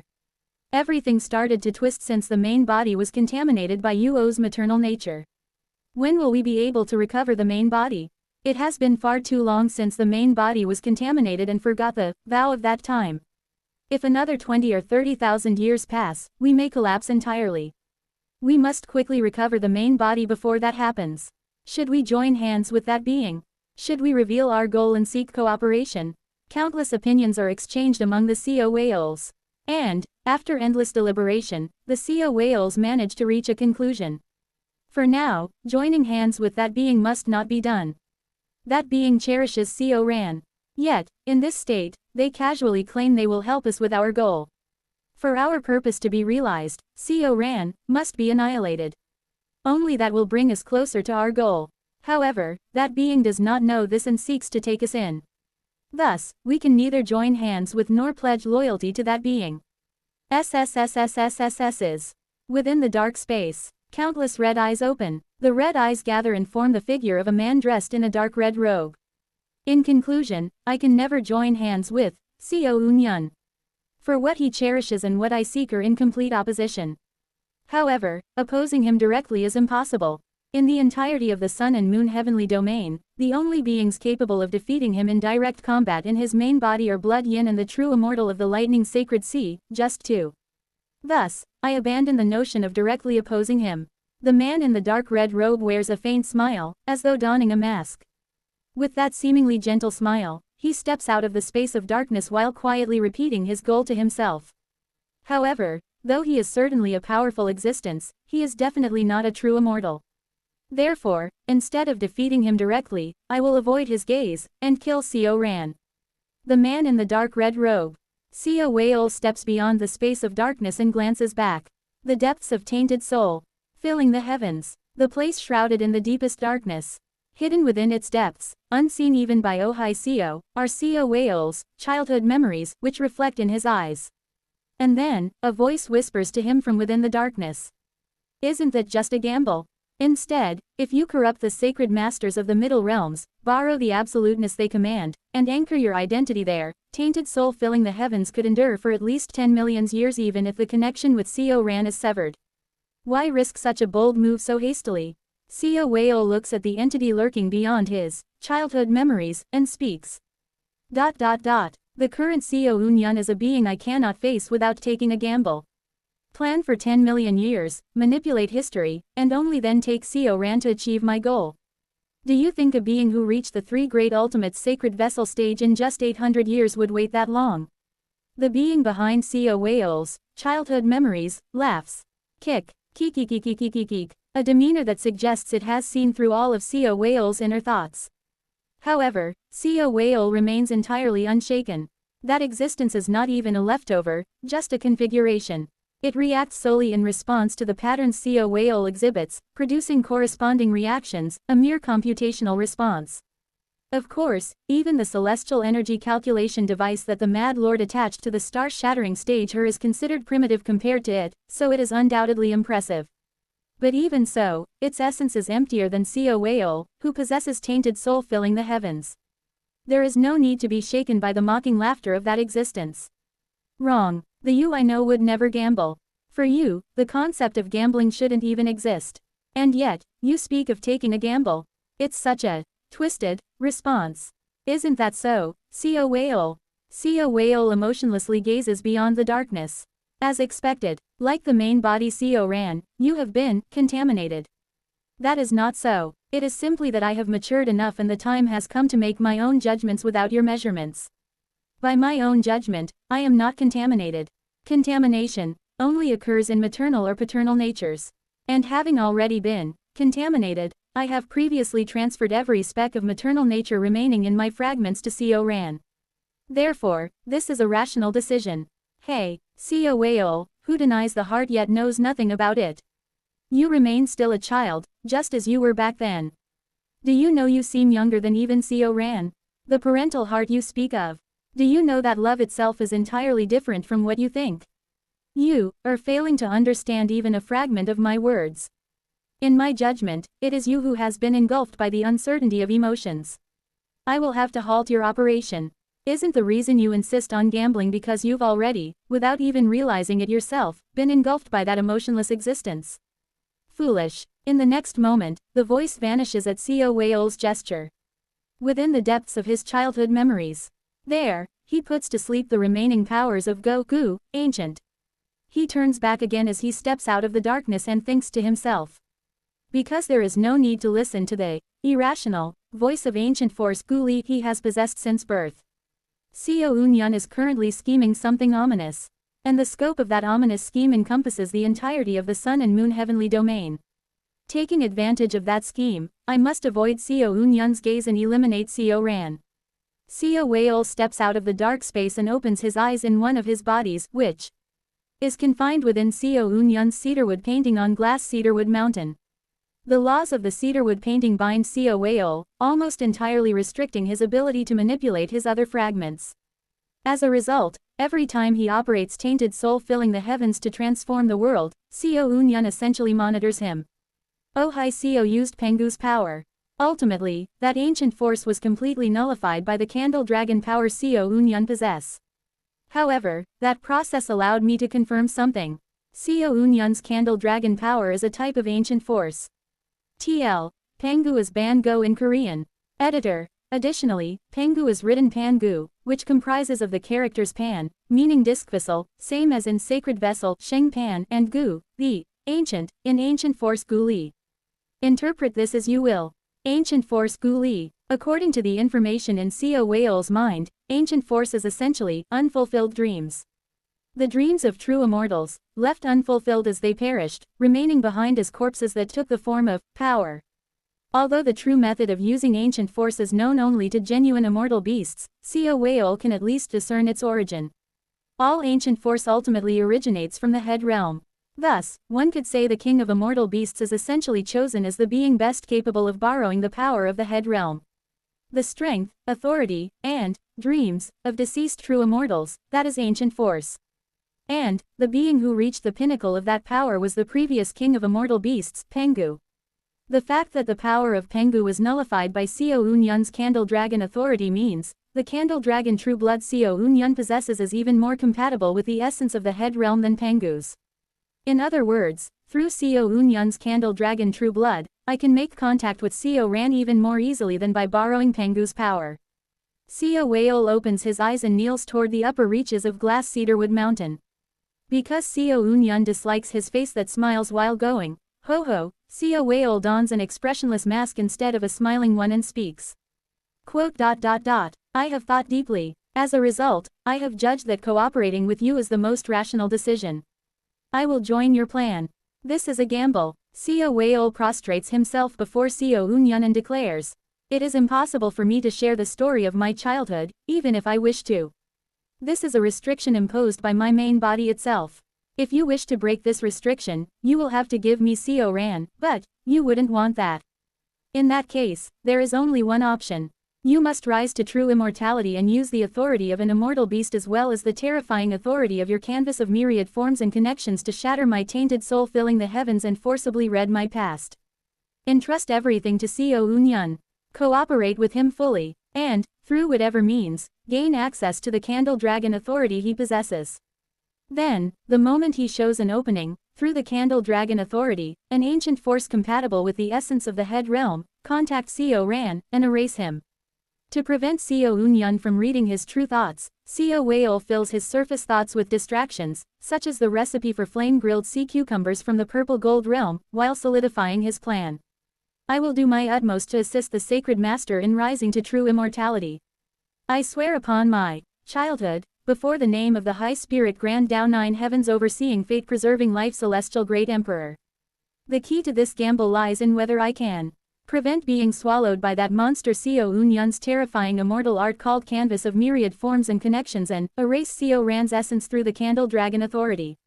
It's a gamble, but only by doing this can I even attempt to resist that being. Seo Weol fully lowers his head before Seo Unyun, presenting his gamble. There is only one chance. He must find an opening to exploit. Seo Unyun, watching Seo Weol swear loyalty before the owner of names, summons him closer and blesses him with a smile.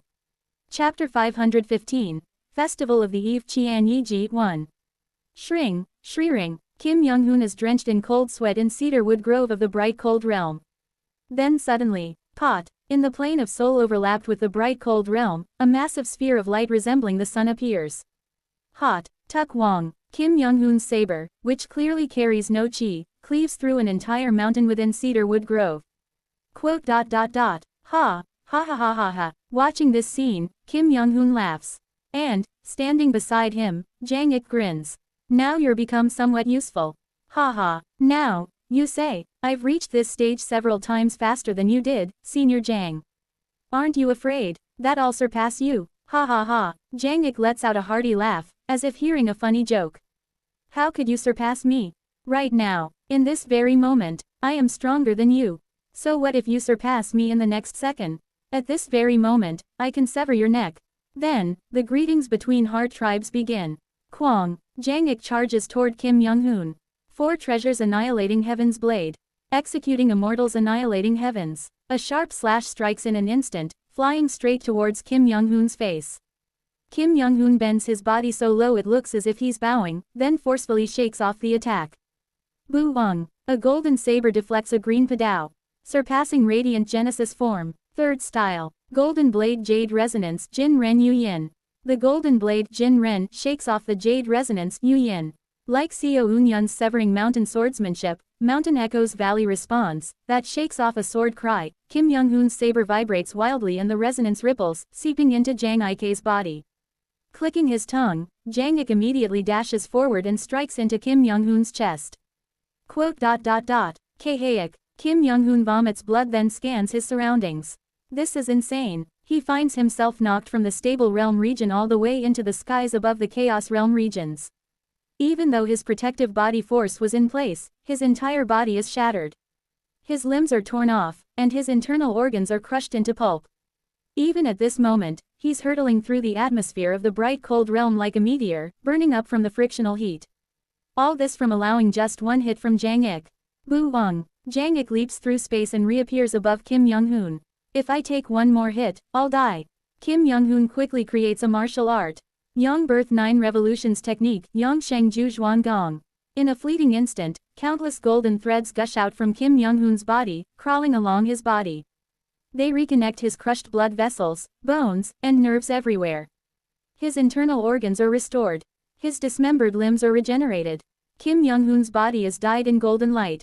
The golden internal energy rotates within his body 9 times, granting him regeneration equivalent to an integration stage cultivator. 4 treasures annihilating heaven's blade. Slaughtering immortals annihilating heavens, Lu Xian Mi Atn. At the same time, Jang Ik overlays his legs with 4 treasures annihilating heaven's blade and slams them down towards Kim Young-hoon. In that instant, Kim Young-hoon quickly moves his body, gripping the surpassing radiant saber and readying himself to counter. Surpassing radiant Genesis form, golden wing defiles the light. The silhouette of a golden winged pung seems to flash before clashing with Jang Ik's strike. Yururum. In the next moment, from the sky to one of the wastelands in the stable realm, Kim Young-hoon is driven deep into the earth, all the way underground. Kuog. Do. Jang Ik's immense will presses down on Kim Young-hoon. The willpower imbued in the 4 treasures annihilating heaven's blade continues to push Kim Young-hoon further underground. Facing him with just strength is impossible. Feeling his entire body being torn apart by the energy of slaughtering immortals annihilating heavens, Kim Young-hoon grits his teeth. I can't allow the attack itself. Otherwise, I'll lose without question. Without letting Jang Ik see me, I have to cut him down with countless strikes. Boo Wang. Then, as Kim Young-hoon steals his resolve, Jang Ik charges forward once again, unleashing his most powerful ultimate technique. 4 treasures annihilating heaven's blade. Collapsing immortals annihilating heavens. The dimension itself collapses. Interdimensional void. Outside the bright cold realm. Kwang. A powerful tremor echoes out, and the dimensional barrier of the bright cold realm shatters completely. From within appears Kim Young-hoon, his entire body covered in burns and rapidly regenerating, and Jang Ik, grinning wickedly and laughing with excitement. Kim Young-hoon begins to move.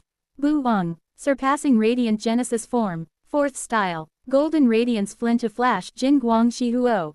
Created martial art. 100 severings. Kim Young-hoon's body transforms into golden light. For an instant, he transcends the light. Jang Ik raises his pad out a counter, but before he realizes it, his entire body has already been slashed apart by 100 strikes. Kwajwajwik. Blood sprays from Jang Ik's body like a fountain. But in the next moment, Jang Ik grins. Passable. Exclamation mark quote. Kim Young-hoon quickly tries to react, but a technique he has never seen before erupts from Jang Ik's body. Created martial art. Blazing radiance slaughtering soul Lai Guang Tu Hun. In a flash, Jang Ik moves like a streak of light, matching Kim Young-hoon's speed and extends a single saber strike towards him. 4 treasures annihilating heaven's blade. Severing immortals annihilating heavens. Shukik. Pot. Kim Young-hoon stares at Jang Ik with a chill running down his spine, then looks at his own severed strands of hair. Though he barely avoided the strike, the feeling that if it had landed directly, he wouldn't have even had the chance to regenerate his body is overwhelming. He looks at Jang Ik's small body, which had been definitely slashed over 100 times. It's stitched back together. Just like Kim Young-hoon's body, Jang Ik also created a martial art on the spot, manipulating the energy within his body with a suitable technique to stitch himself together. However, unlike Kim Young-hoon, his regeneration is far from perfect. Traces of the slashes still remain on Jang Ik's body. It is a crude martial art. Its level of completion is not particularly high. Yet, Kim Young-hoon realizes something. How, Senior Jang Ik, how could you have that talent? I accumulated it over time. You, on the other hand, seem to have somehow been born with it. But, once you reach this stage, it's inevitable to accumulate a talent of this level. Even Seo Eun-yun, from what I've seen, seems to have accumulated this sense. Jang Ik smirks, floating 4 padows around his body. I believe in what I've accumulated. Am I afraid that you'll grow and surpass me? Hoo, that's a good provocation, but it won't work on me. What I've accumulated has already touched upon the ultimate realm. Come, do you have the resolve to stand against me as I am? Kim Young-hoon stares at Jang Ik for a long moment, then breaks into a grin. Very well, then please show me, Senior. This ultimate realm you claim to have touched upon. This isn't something to show to you, as there's already someone else to whom I wish to unfold it. Quote. Then I'll make you unfold it. Once again, the two heart tribe clash. The entirety of the dimension beyond the bright cold realm becomes their battlefield, as gold and green collide against each other. In terms of weight class, Jang Ik has the upper hand. His fighting spirit itself embodies overwhelming and domineering strength. In terms of speed, Kim Young-hoon is ahead. Naturally so, as his surpassing radiant saber is a martial art specialized in speed. The space beyond the bright cold realm resounds noisily. The dimensional barrier explodes in various places, Sacred Master Baek-woon's furious roar reverberates from within, and thousands of vestiges of the interdimensional void are obliterated. Then, when their clash reaches its peak, collapsing immortals annihilating heavens and golden wing defiles the light collide. Kim Young-hoon sees it. The ultimate realm that Jang Ik has reached. The despair of that realm, known as the third step before the throne. Jang Ik, in turn, also sees it. The overwhelming genius of Kim Young-hoon, and the hope that he might one day reach the third step before the throne. Confronting this new precipice, Kim Young-hoon bares his teeth in a grin. Confronting this new light, Jang Ik also bares his teeth and laughs. In the next moment, their clash shatters the dimensional barrier of the bright cold realm. Kim Young-hoon and Jang Ik stand facing each other, steam rising from their entire bodies. Having returned full circle to Cedarwood Grove, the two look at each other and burst into laughter. Quote. If you had used that, I would likely have died. Why didn't you use it? I told you already, it's not something to show to you. Hoo ha ha. Well, for now, I'll have to be satisfied with just catching a faint glimpse of the true nature of that. You shameless brat. Do you think you can reach the realm I've devoted my entire life to attaining so quickly? Quote. I will probably need 1,000 years. Quote. Definitely a shameless brat. Jang Ik grins and sits down casually. However, his expression is brighter than ever. Quote. What is the void you've attained? At Jang Ik's sudden question, Kim Young-hoon also slumps to the ground and answers. The void of the moment. Kim Young-hoon could not bring himself to sever his connections to reach void shattering. Seo Eun-yeon embraced his connections and attained impermanence, but that is Seo Eun-yeon's enlightenment. It is not something he can obtain for himself. Thus, he found his own path. In the moment I face martial arts. For that moment, I chose to forget everything and embody the void. He cannot forget his family. However, in those moments when his heart awakens to the desire to return to them. In that moment of resolve, he can focus entirely on that purpose and let go. To forget something once and assume it is forgotten forever was my own misconception. A person's life is made up of moments. And in those countless moments, there are times when we forget something, times when we immerse ourselves and forget, and times when we remember. Thus, among the countless moments, I decided to attain the void of the moments I need most. Seo Eun-yeon seems to have gathered.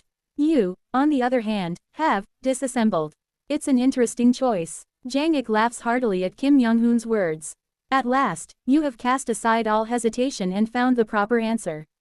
Congratulations. At Jang Ik's acknowledgement, Kim Young-hoon smiles in satisfaction. You've reached the peak of the second step before the throne. This is 1,000 years since Seo Eun-yeon became a sacred master. Kurururung. In a certain part of the universe, an enormous celestial phenomenon is unfolding there. Pajik, Pajijijijijik.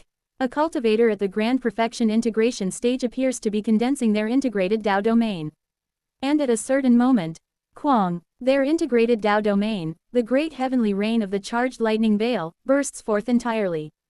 Gua, the cultivator who detonated their integrated Tao domain, Jaeon Myung-hoon, grits his teeth as if overwhelmed by unbearable pain and seems to be contemplating on something. That something is. Amidst the explosion of his integrated Tao domain, untouched by the blast due to prearranged arrangements, a hand. That shriveled, scorched hand. Centered around that hand, Jaeon Myung-hoon's consciousness begins to coalesce. So, hey, around the hand of Jin So-hye, scenes start to unfold. The scenes depict the moment Jin So-hye perished, her entire body obliterated by lightning, leaving only her hand behind. The day the entirety of the Golden Divine Heavenly Thunder sect was utterly annihilated by lightning under the eye that appeared in the sky. So, hey, centered on the pain and fury of that day, Jaeon Myung-hoon regains his awareness. Kwarung, Kurururung. Inside the nebula created by Jaeon Myung-hoon's explosion due to the prelude phenomenon of the star tribulation, preludes of heavenly tribulations appear. Regaining his senses, Jaeon Myung-hoon seizes control of the prelude heavenly tribulations using Jin So-hae's hand as his anchor. Kwajijijik. The prelude heavenly tribulations are infused with the power of the immortal art, various omens. Simultaneously, Jaeon Myung-hoon's physical body begins to condense. So, hey, kururururung. Finally, Jaeon Myung-hoon succeeds in condensing the physical body of a star-shattering esteemed one. And immediately after, flash, a vast beam of light descends from the universe. The heavenly tribulation that falls upon an esteemed one. It is the star tribulation. And towards that star tribulation, someone present at the scene leaps forward. It is Hong Fan, entering heavens beyond the path.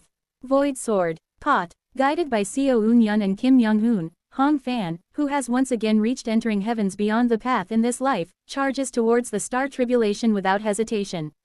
Scattering Jaeon Myung-hoon's prepared blood, he resounds in mental speech. On the last day of the last month, where no light reaches, the tribulation Jie shall arise. Tribulation, come hither, so that all may partake in the feast before the light enters. The ritual prepared with Jaeon Myung-hoon's blood scatters, and Hong Fan's void sword touches the star tribulation. Immediately after, Hong Fan's entire body is nearly reduced to ashes and he is blasted away. Kwang. As Hong Fan is flung away, the star tribulation fuses with all the star tribulations that are supposed to come after and converges upon Jaeon Myung-hoon. Jaeon Myung-hoon faces the star tribulation. Flash. The expected sound of when heavenly tribulation collides does not occur. Though space lacks a medium for sound to travel, the corresponding spiritual waves should reverberate. Yet even such waves of spiritual energy fail to ripple. The star tribulation is merely absorbed and devoured by Jaeon Myung-hoon's great heavenly rain of charged lightning veil great star. Kurururung. Above Jaeon Myung-hoon's main body, heaven and earth spiritual energy condenses, forming a projection. It's a phenomenon that naturally occurs as Jaeon Myung-hoon's authority surges powerfully, manifesting his combat technique form. The main body of Jaeon Myung-hoon, the two-headed six-armed lightning god, begins to transform. Kwajijijijik. As lightning condenses around Jaeon Myung-hoon's two heads and six arms, another head emerges. The complete form of a three-headed six-armed lightning god. But it doesn't stop there. On the six arms of the three-headed six-armed lightning god, despite not being a practitioner of heaven and earth dual cultivation, a winged garment of thunder and lightning forms. Kururururung. As the three-headed six-armed lightning god roars, the entire heaven and earth begins surging with lightning force. Kwajijijijik. The lightning god with three heads and six arms extends all six of its hands, concentrating the energy of the star tribulation.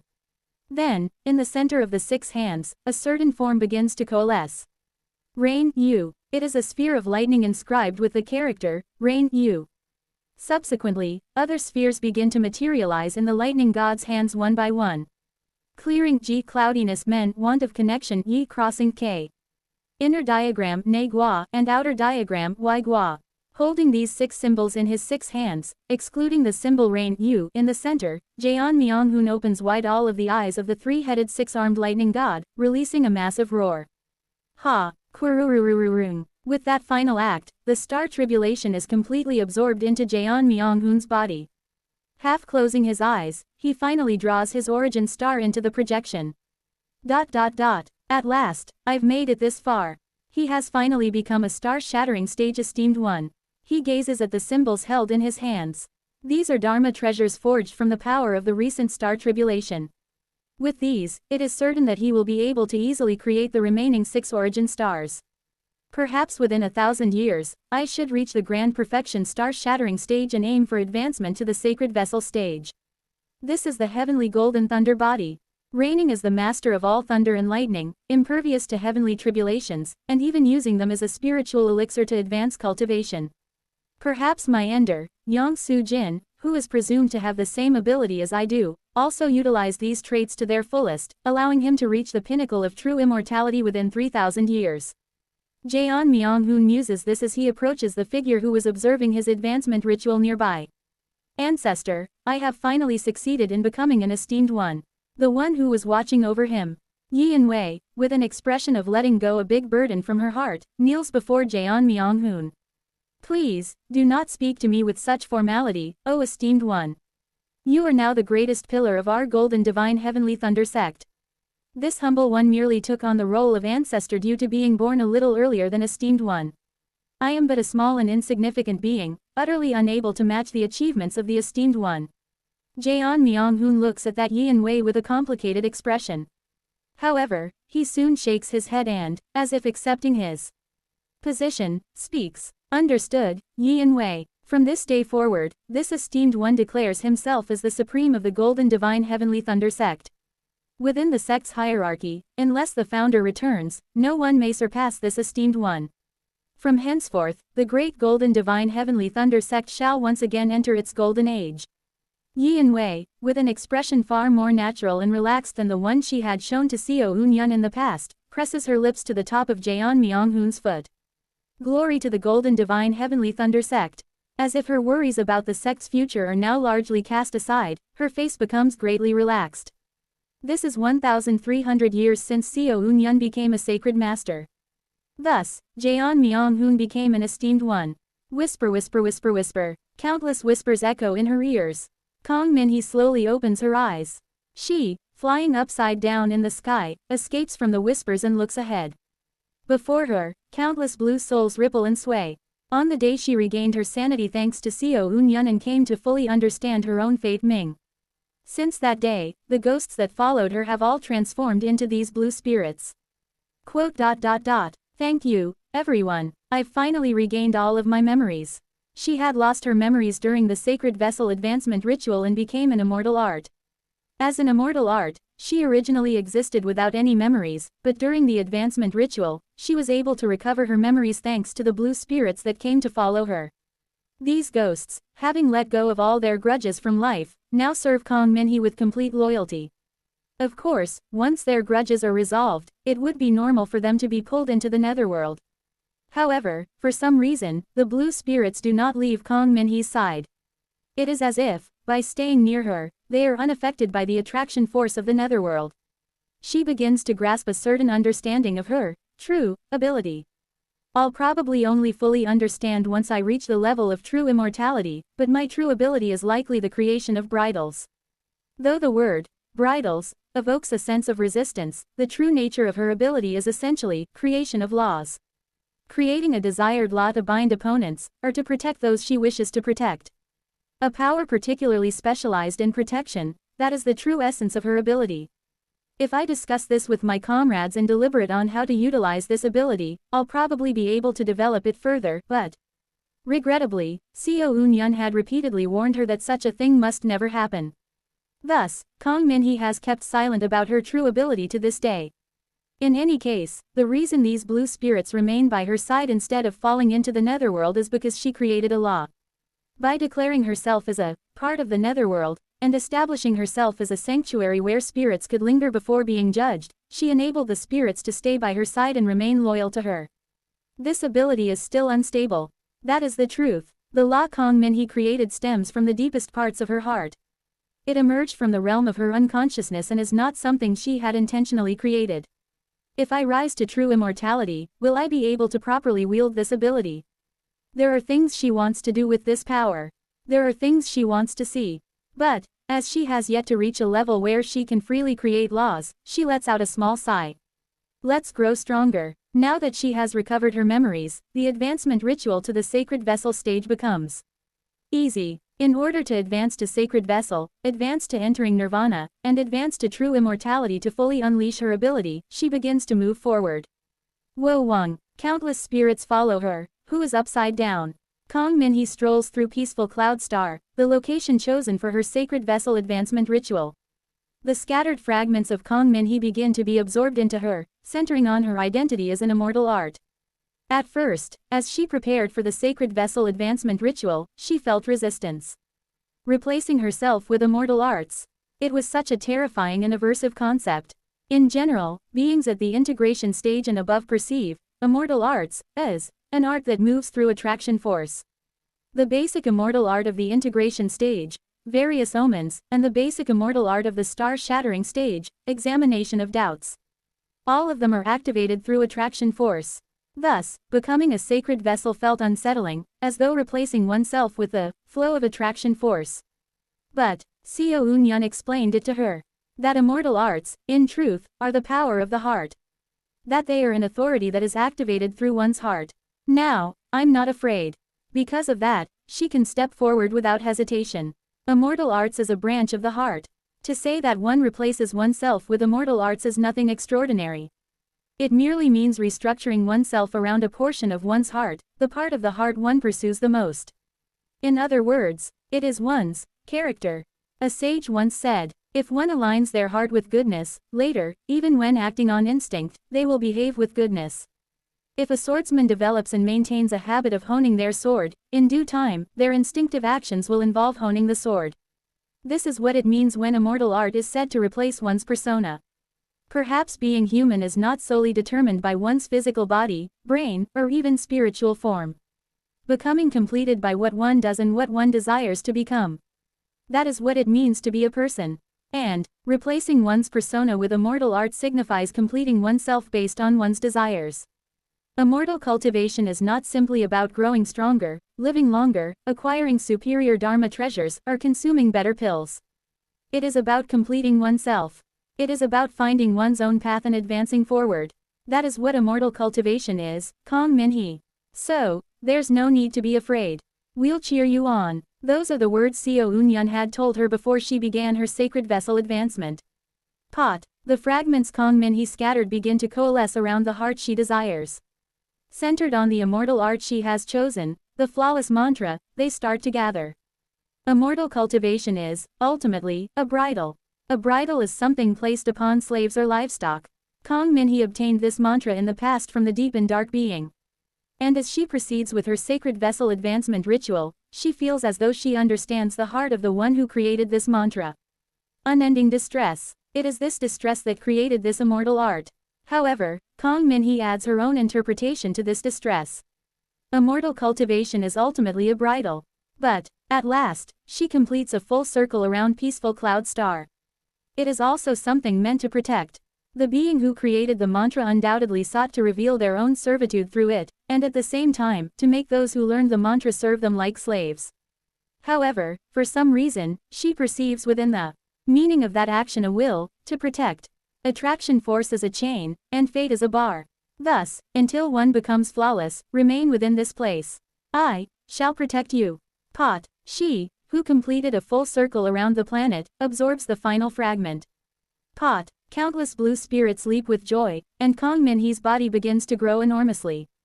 Pot. Transformed into a brilliant blue spirit form, she dons a navy blue robe, and with her body now vast enough to encompass the planet's continent, she kneels down on the spot. Most of the humans of the peaceful cloud star cannot see her, who exists only within the plane of soul. However, a grand perfection heavenly being cultivator half a step into the four-axis stage, Yu-hee, breathes heavily and gazes at Kong Min-hee as if his eyes might burst while gaining knowledge. Kong Min-hee, in this state, gazes into the distant universe. She sees Kim Young-hoon, who perfected his martial arts. She also sees Jaeon Myung-hoon, who has advanced to esteemed one, and Kim Yeon, who possesses the power of an esteemed one, all protecting her as she undergoes the sacred vessel advancement. Kong Min-hee, looking at the comrades, speaks softly. I will protect you all. From now on as well. Kim Yeon smiles warmly, and Jaeon Myung-hoon nods as he strokes So-hae's hand. Kim Young-hoon laughs heartily and jokes, saying, hey, what do you mean by you all? Kong Min-hee's gaze moves beyond Kim Young-hoon, Kim Yeon, and Jaeon Myung-hoon, all the way to the distant cedarwood painting, meeting the eyes of Seo Eun-yun who is watching over her. Kong Min-hee and Seo Eun-yun exchange glances and share a gentle smile. 1,900 years since Seo Eun-yun became a sacred master. Kong Min-hee fully completes her sacred vessel advancement. Wo-wang. Suddenly, a door opens in the void, and someone emerges. It is Yu-oh, the sacred master of the Nether Ghost Realm. Kong Min-hee lowers her head and bows to her. Disciple of the Black Ghost Valley greets the Palace Lord. Question mark. I am not the Palace Lord of Black Ghost Valley. To begin with, Black Ghost Valley operates under a collective leadership, governed by a council of Grand Elders, so a Palace Lord cannot exist. Pardon, but Seo Eun-yun clearly told me so. Kong Min-hee looks confused, and Yu-oh also scratches her cheek in bewilderment. Now that I think about it, Sacred Master Unyun did say some strange things to me last time as well. Something about the back of my head. It's true I once cultivated the ghost path method of 2 faces, but I achieved great completion in it over 1,000,000 years ago, so my faces have long since merged. Truly strange words. Shaking her head as if she doesn't understand, Yuo extends her hand to Kong Minhee. In any case, there is something I must give to the Distinguished One. Please stop by the Nether Ghost Realm for a moment. Kong Minhee looks at Yuo with a somewhat skeptical expression and asks. I heard from Seo Unyun, but, you're not planning to dump the position of Sacred Master of the Nether Ghost Realm on me and immediately advance, are you? Oh ho ho, Distinguished One truly has great faith in Sacred Master Unyun.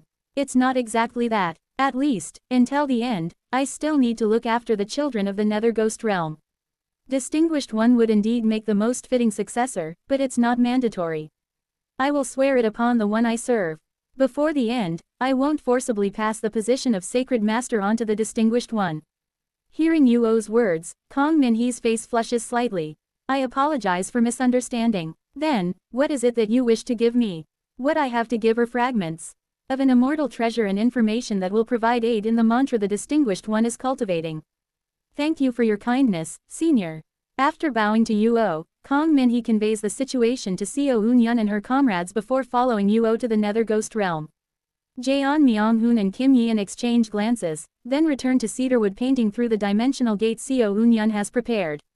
Kwajijijijik. The barrier that Kim Yeon and Jaeon Myonghoon created using Seo Unyun's power dissipates, and some time later. Kwang. A dimensional gate of a middle realm bursts apart like an explosion, and someone shouts in rage. Yuo, did you use the attraction force of the ghost path to sense things in advance and take the initiative? Have I missed it once again? Just how long must I remain stuck with these useless, parasitic bastards? Banta's voice transmission, laced with blood tears, resounds through the now completely vacant expanse of space. The Enders, one by one, continue to grow with the passage of time. Kim Young-hoon, Jaeon Myong-hoon, and Kong Min-hee each raise their respective realms, and Oh Yun-sok also continues to grow well. And now, 2,000 years since Seo Eun-yun became a sacred master. With 8,000 years remaining until the end, Seo Eun-yun and his comrades, who have been growing and cultivating throughout the universe, all gather again at cedarwood painting. Then, Seo Eun-yun begins to attempt something. Shortly after Seo Eun-yun's plan begins, all the rulers of the Sun and Moon heavenly domain sense something strange. The most experienced ones, Baekwoon and Yuo, detect it first. Baekwoon looks up at the sky, her eyes narrowing. The celestial energy, just what is happening? Yuo, too, trembles violently. Could it be? Soon after, Ban-ta, Haelin, Ya-eum, and others notice the anomaly as well. Just what on earth is happening? The entering nirvana true persons also sense the strangeness. Countless true persons communicate with one another, seeking advice and falling into confusion. And, as expected, the owner of the Blood Yin realm, Blood Yin, realizes what is going on. Insane lunatic. Blood Yin, having identified the source of the celestial phenomenon, clicks his tongue softly. Baekwoon trembles and mutters. The end is being brought forward. Indeed, the end, originally set for 8,000 years in the future, is now being brought forward. Half the time it takes to drink a cup of tea, 7 to 8 minutes. It is only half a tea session, but without a doubt, the end is drawing closer. Even now, the attraction force of the heavenly domain continues to increase in real time, drawing the end closer by the time it takes to blink. Although it is not an amount of time significant enough to bring alarm, it is a grave matter. Because if the cause of this acceleration remains unidentified, the speed at which the end approaches could increase drastically. Find it. Find the cause. Blood Yin. We must seek advice even if it's from Blood Yin. Search the entire universe. If anything suspicious is found, report it to everyone immediately. Countless true persons of the entering nirvana stage scatter their wills across the universe in a panic. And, while the entire Sun and Moon heavenly domain stirs with commotion. In the center of cedarwood painting, Seo Eun-yun is reciting something. Immortal cultivation is repentant enlightenment. Like tiny grains of salt gathering to form a sea. Build mountains through repentant enlightenment. Building a mountain of salt is Wo Wang. Around the sacred master Seo Eun-yun, the power of the mantra reacts, creating salt. Seo Eun-yun half opens his eyes and gazes upward at the sky. Perhaps the fastest way to reach the heavens. The celestial energy changes. TL notes. Festival of the Eve as in a that is held festival that is held on the eve of an event. Chapter 516. Festival of the Eve Qian Yiji 2. Kugugugugu. The entire universe trembles. The true persons shake with anger as they scour every corner of the universe. Has there been any response from Blood Yin? No reply has come. Damn it all. What in the world is it? What is bringing forth the end? Contact the sacred masters immediately. All the entering nirvanas run wild, stirring the universe to uncover the reason the end is approaching faster. And, in the middle realms, Baek-woon is praying to the Radiance Hall, while Yuo and Haelin are praying to the underworld. Ya-eum, too, frantically tries to contact Blood Yin, but Blood Yin remains silent. Everyone is thrown into confusion, desperately seeking answers. However, strangely enough, the answer comes from the one least interested in the matter. Ban Ta, who is observing cedarwood painting, where Seo Eun-yun, Kong Min-hee, and many others with the potential to advance to the sacred vessel stage are gathered, senses something amiss. What on earth is this? As he observes cedarwood painting, he notices that its attraction force has become unusual. What is going on? The celestial energy of the sun and moon heavenly domain is converging around cedarwood painting. Keek. As he observes the celestial energy, he senses something suspicious. This is, the movement of that attraction force. As Ban Ta discerns the true nature of the celestial energy's flow, he is struck with shock. Comparing the flow of the accelerating end and the attraction force emanating from cedarwood painting, he becomes completely certain of its nature and trembles. The eyes of Ban Ta, who until now has been solely focused on the true person advancement, are now clouded with horror. Being over 700,000 years old, Ban Ta knows. This is undoubtedly a flow he witnessed once before. The terror he felt the first time he witnessed it is something Ban Ta has never forgotten even until now. Phenomena extinguishing mantra. Ban Ta's eyes roll back in shock. Wu Wang, the entire purple gold realm vibrates. Immediately afterward, Ban Ta lets out a shout. Hear me, I, Ban Ta, have uncovered the cause of this strange phenomenon. Ban Ta's voice reverberates throughout the entirety of the sun and moon heavenly domain. All eyes of the true persons and sacred masters are drawn to Ban Ta's voice, which sounds intensely startled. It's the phenomena extinguishing mantra. The sacred master of cedarwood painting, Seo Eun-yun, is using the phenomena extinguishing mantra. After Ban Ta's desperate proclamation, the entire universe falls silent for a moment. Perhaps it is because it's taking a little time for the sacred masters and true persons of the universe to grasp the meaning of those words. After all, no one could understand how a mere sacred master could use the mantra that only the tyrannical mountain god could utter. However, after a brief moment of processing, when everyone finally grasps the meaning of those words, the entire sun and moon heavenly domain quakes. Exclamation mark. Exclamation mark. Exclamation mark. Exclamation mark. Exclamation mark. Exclamation mark. Exclamation mark. Exclamation mark. Exclamation mark. Exclamation mark. Exclamation mark. Exclamation mark. Exclamation mark. Bright cold realm, heavenly lotus mountain, white jade pavilion. There, Baek-woon is frantically sending transmissions to the heavenly king heavenly domain. The rulers of the heavenly king heavenly domain, who usually pay little attention to Baek-woon's reports. For today, the Radiance Hall opens an ear to Baek-woon's words. Is there someone using the phenomena extinguishing mantra? Yes, there is. It is the current sacred master of cedarwood painting, Seo Eun-yun. He was once a disciple of the Golden Divine Heavenly Thunder sect in the Bright Cold Realm.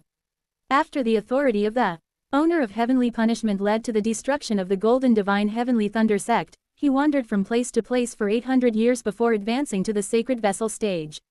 His origin, as I reported, is the head realm. I humbly request the descent of the heavenly lords. Impossible. The heavenly lords of the Radiance Hall are currently all focused on the movements of the great mountain supreme deity.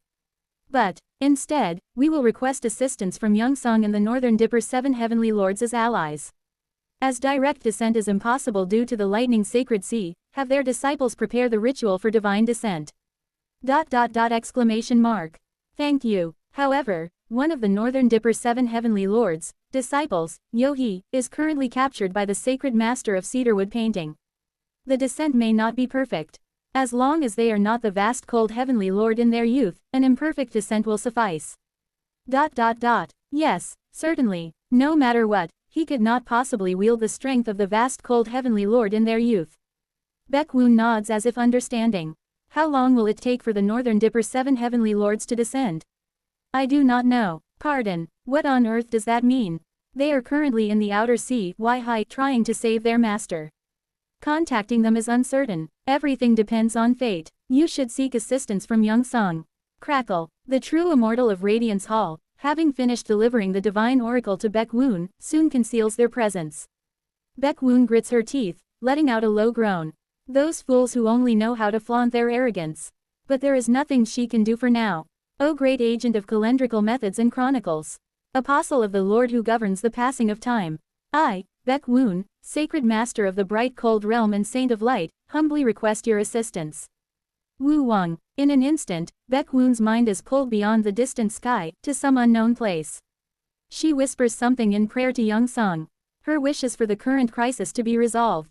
However, at that moment, Pajijijik, Ku, Baekwoon's mind abruptly returns to her body, and she opens her eyes wide in disbelief as she shouts.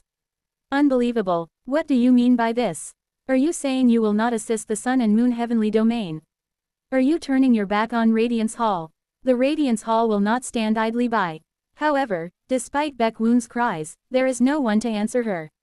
Baekwoon's expression darkens. She sends her will to Uo of the Nether Ghost Realm to inquire about the situation, but the only response she receives from Uo is, the underworld, too, offers no answers.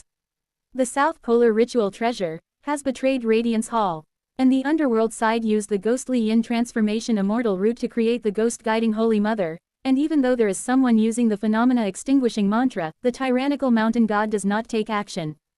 Just what in the world is going on? How could something like this happen? Letting out a deep groan, Baekwoon lets out a burst of lament. Great chaos will descend upon the Sun and Moon heavenly domain. The chaos of 40,000 years ago will be nothing in comparison.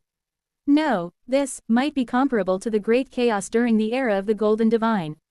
Ancient Force Realm, Sea King Hall, seated on the throne within, Heilin's eyes tremble.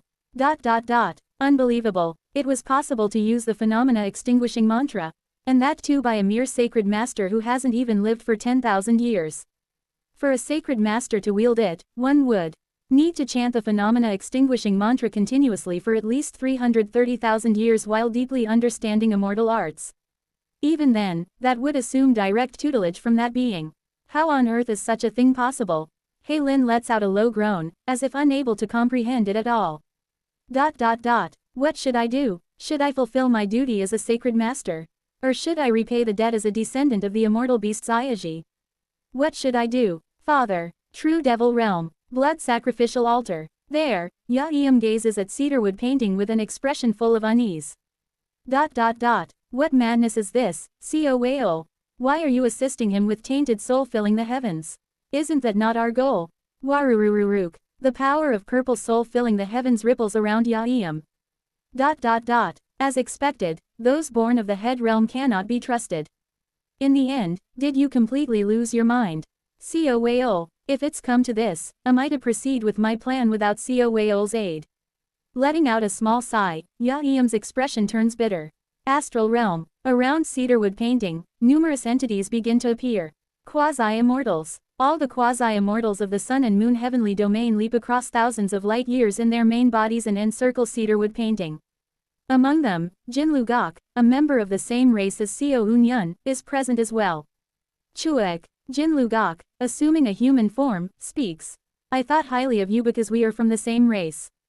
But what is it you are doing now?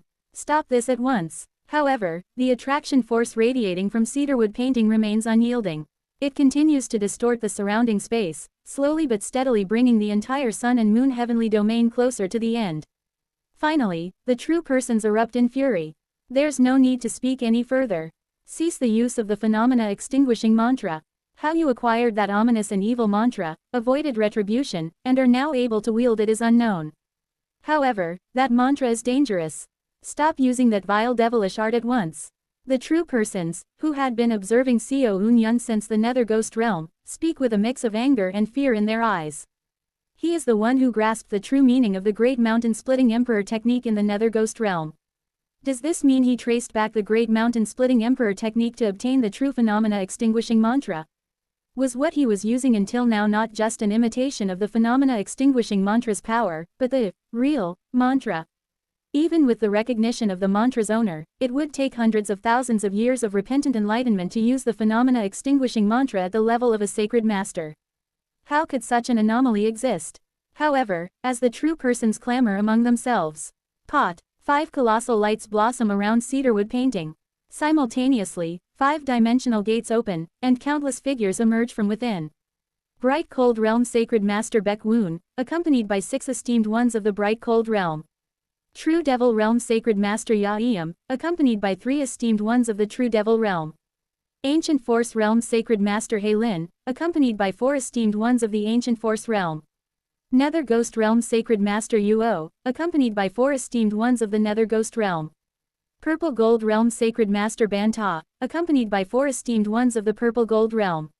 As they step forward, all of them speak to Seo Eun-yun with stern, hardened expressions. Yuo and Baek Woon step to the forefront. Seo Eun-yun, listen. The phenomena, extinguishing mantra you are currently chanting is among the most dangerous mantras in existence. We knew you had been cultivating with it, but we never thought you'd be able to wield and unleash its true power. We weren't even certain if it was the true phenomena extinguishing mantra, yet to think it was to this degree. I implore you, please stop using the true phenomena extinguishing mantra.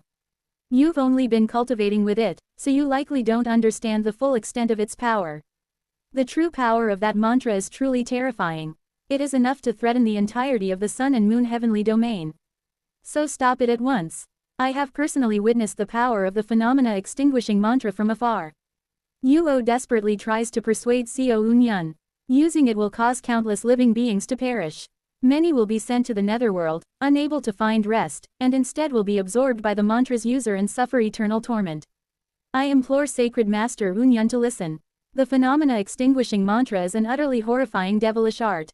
Please stop using it. And then, Seo Eun-yun's reply is heard from within cedarwood painting. For all the countless beings who have been observing me until now to fail to realize that what I was using was the real thing, how unfortunate it is.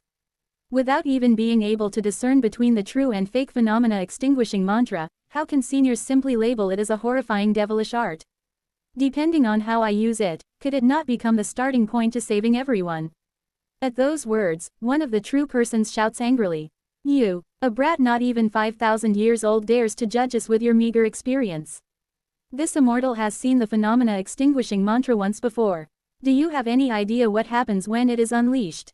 Baek Woon, too, reveals her anger at Seo Eun-yun's and speaks sharply. Most of the true persons have witnessed the phenomena extinguishing mantra. Just recalling that horrifying and gruesome devilish art is enough to make one shudder. You have never even seen the true face of the phenomena extinguishing mantra, so how can you so arrogantly claim you can control it? Save everyone. That is nothing but a path to total annihilation. At Baek Woon's voice, laughter can be heard from within cedarwood painting. To think you dare to speak before me of having seen the phenomena extinguishing mantra from afar, that it's terrifying, and question whether I understand its nature. It truly makes me laugh. Wu Wang. Above cedarwood painting, a massive projection of glass cedarwood mountain rises. Standing at the summit of glass cedarwood mountain, Seo Eun-yun looks down upon the true persons, sacred masters, and esteemed ones and speaks. Through the phenomena extinguishing mantra, I intend to save everyone in the sun and moon heavenly domain from the end. As for the details of how I plan to do so, I cannot reveal them since those here would be connected to true immortals and suffer greatly if I did. However, I swear upon the immortal arts that constitute my essence, no one here will be harmed. Furthermore, the end will still come in 8,000 years as scheduled. At most, it might be brought forward by a week. There is nothing for anyone to worry about. Stop this at once. Even mentioning the connections to true immortals is suspicious. Did you receive some kind of instruction from the mountain god? The phenomena extinguishing mantra accelerating the end is not the problem. The problem is that the mantra is properly used during the end. Hey, think what you will. I expected opposition, but it's quite severe. Seo Eun-yun smiles faintly and raises one hand. Move the stars, Seo. Wail. Do. The true persons and sacred masters glare in unison at Seo Eun-yun and cedarwood painting. Under Seo Wail's tainted soul filling the heavens, the star veins twist, forming some kind of formation centered around cedarwood painting. Cooing. At the same time, a certain small dimension is extracted from the bright cold realm, crossing spacetime to attach itself to cedarwood painting. Kwang. It's the storage scroll of lofty dragon true person, which had been lodged in the bright cold realm.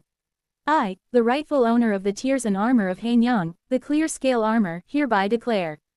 Wu Wang. At Xiao Unyun's declaration, who was granted the authority of ownership by the nether devil true lord Yu Haote, the lake of the clear scale armor, buried beneath the Melia tree, is drawn out from lofty dragon true person's storage scroll and envelops the entirety of cedarwood painting. Simultaneously, bright red karmic fire erupts from the storage scroll of lofty dragon true person, dyeing the entire universe. The sacred masters and true persons retreat in shock, escaping the range of the karmic fire. Baek Woon shouts in astonishment as she watches Xiao Unyun burning brightly at the center of the karmic fire. That lunatic. How can he remain composed in the center of the karmic fire? It's impossible for a living being to be free of sin. Did he undergo judgment in advance? Sizzle, sizzle, sizzle, sizzle. The entire cosmic space seems to be cooking under the heat of the karmic fire. Wing. Then, just as the true persons and sacred masters retreat, one of the 28 artificial stars within cedarwood painting enters the storage scroll of lofty dragon true person attached to the world. Now, Kim Yeon. As soon as Kim Yeon forms a hand seal, the artificial star that entered lofty dragon true person's storage scroll begins to glow brightly, connecting with Xiao Unyun within cedarwood painting. Wing. The artificial star resonates with Xiao Unyun. Cedarwood painting and lofty dragon true person's storage scroll begin to completely fuse Rongjia. The dimension of cedarwood painting devours the storage scroll of lofty dragon true person, becoming one and expanding even further. Simultaneously, on the other side of the peaceful cloud continent, another continent emerges. From now on, Xiao Unyun, relishing in his strengthened authority and the absoluteness of cedarwood painting, declares. The artificial middle realm plan shall begin. Thus begins the 8,000-year-long war between Xiao Unyun and all the beings of the Sun and Moon heavenly domain. Chapter 517, Festival of the Eve Qian Yiji 3. Captured by the heavenly venerable of the underworld and nearly taxidermized for all eternity. Captured by the great mountain supreme deity, leading to the total annihilation of the Wuji religious order. Entangled with blood yin, and endlessly repeating death. In the end, witnessing Xiao Wei'ol reduced to an earthworm and the supreme deities and heavenly venerables laying dead. As I witnessed these events, I reflected. This world is a place where one can never let down their guard. Regression is not absolute, though it is undeniably a powerful ability. One could experience endless death, as with blood yin or yang sung. One could be caught while regressing, as in the case of the underworld. And against absolute beings, it is not usable as a direct offensive ability. Fortunately, in the cases of blood yin, the underworld, and yang sung, I was able to rise again. However, among those true immortals above, the one who strikes me with the most fear and suffocating dread is, without a doubt, the great mountain supreme deity. No one knows better than I, who observed closely, just how persistently they exploited the fates of Hun Wan and Yin Wei. They are meticulous, overwhelmingly powerful, and domineering. Moreover, they are a being who consumed countless lives to build a mountain, a corpse mountain. Thinking about that mountain, it can't be more certain that they are truly an abominable devil god to the point it makes one's teeth clench.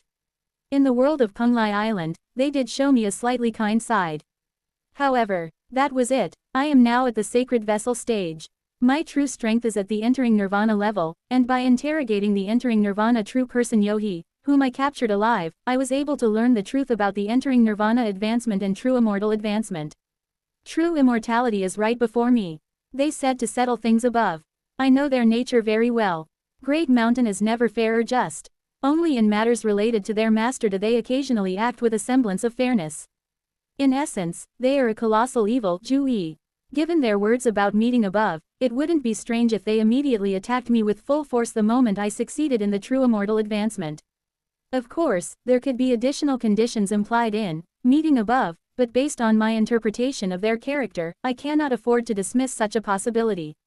Thus, I cannot afford to relax and idly pass the time playing as a sacred master. I must prepare. At the very least, I must be able to put up some resistance in front of Great Mountain after becoming a true immortal. Never again will I experience a horrific event like the Wuji religious order catastrophe. Thus, what I must do now is refine and temper myself with everything I have. In order to do so, I explained my plan to my comrades. My comrades each added their own ideas to help me. Whenever Yohi occasionally muttered that it was impossible, I would hang her upside down and continue listening to the opinions of my comrades. Together with Kim Yeon, we devised a plan for an artificial middle realm. The plan involved gathering the entirety of the decaying corpse realms of the heavenly domain, refining them, and merging them with cedarwood painting, thereby forging an artificial middle realm. To be honest, I was personally skeptical about whether something like an artificial middle realm was even possible. But if it's Kim Yeon, who inherited the extraordinary pattern law talent and evolved it into something entirely new, it seemed feasible. Of course, even so, it is impossible for it to compare to a true middle realm. However, in times of emergency, it could draw in the living beings of the sun and moon heavenly domain for protection, and it also seemed to be a significant help in safeguarding cedarwood painting until I complete my plan. Kim Young-hoon also discussed martial arts with me and greatly helped in exploring the mandala of cedarwood painting. Hong Fan also supplemented various parts of my plan, offering numerous pieces of advice to ensure its success. I came to realize that it is possible to extract and use the authority of Ohai Seo, who eternally wanders within my heart essence, by exercising my authority as a sacred vessel. With this, borrowing the strength of all my comrades, I proceeded with the plan to save my comrades and all the living beings of the sun and moon heavenly domain. Kugugugugu. Amidst the karmic fire, the cedarwood painting that burns as it shields itself with the clear scale armor. When that cedarwood painting fully connected to the storage scroll of lofty dragon true person, the eyes of the true persons and sacred masters widened. Given their own lifetimes of experience and accumulated insight, they immediately recognized what Seo Eun-yun is planning. He's creating a middle realm. Insanity. Even the heavenly craftsman only attempted such a feat after reaching true immortality. Stop him at all costs. That madman's phenomena extinguishing mantra is growing even stronger. It's exactly as the last true person said. As much as Seo Eun-yun's cedarwood painting continues to expand, and the absoluteness of its dimension grows stronger, the power and authority of Seo Eun-yun, who is embedded in cedarwood painting, intensifies, and the attraction force of the phenomena extinguishing mantra grows slightly stronger. Although the speed at which the end approaches is only marginally faster, it nonetheless increases. Everyone trembles in shock and horror at Seo Eun-yun's insane actions. That insane madman. Fine, if it's war you want, then so be it. But what can we do? Don't you know about the karmic fire? We absolutely cannot make direct contact with him. Touching the karmic fire means pain worse than death. Even if we endure it an attack, what about the clear scale armor? All physical attacks will be blocked by the clear scale armor. Ya-eum, contact your main body. Tell it to reclaim the karmic fire. The true persons jump around wildly as they search for a means to penetrate Seo Eun-yun's defenses. Ya-eum lets out a bitter smile and shakes his head. If it's Blood Yin, he would have realized by now. But, for some reason, Blood Yin shows no reaction even after seeing the karmic fire. Do not count on his help. Hey Lin, it's the tears of your ancestor. As a direct descendant, you should be able to control the clear scale armor. Hurry and open it now. I apologize, but I lack the authority to control that clear scale armor. For some reason, even with my abilities as a direct descendant, it does not elicit a response. There is only one explanation for this. Someone higher than my ancestor, the deputy judge, has granted Seo Eun-yun the authority to handle the clear scale armor. At Heilin's words, the true person's rampage. Blood Yin, it must be that bastard. He is the root cause of all this. Claiming to be the former chief judge, he must have granted that bastard the authority to use the clear scale armor and the karmic fire. Without a doubt, he's colluding with the tyrannical devil god Mo Xian. I realized it ever since he occasionally borrowed the power of the corpse mountain blood sea. The true persons seethe with rage as they glare at Seo Eun-yun. Then, it cannot be helped. As direct contact is impossible, we must break through with authority. The true persons begin to exert their powers. Hear us, stars of the nations. Jin Lugok steps to the forefront and shouts with a hardened and solemn face. We declare, the star veins of the sun and moon heavenly domain shall obey only our command. The authority of the wicked shall never encroach upon the domain of the true persons.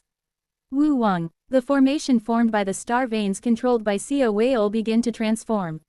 But in the next moment, Seo Eun-yun's illusion smiles and raises a finger.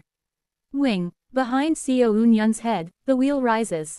Exclamation mark. Exclamation mark, exclamation mark, exclamation mark.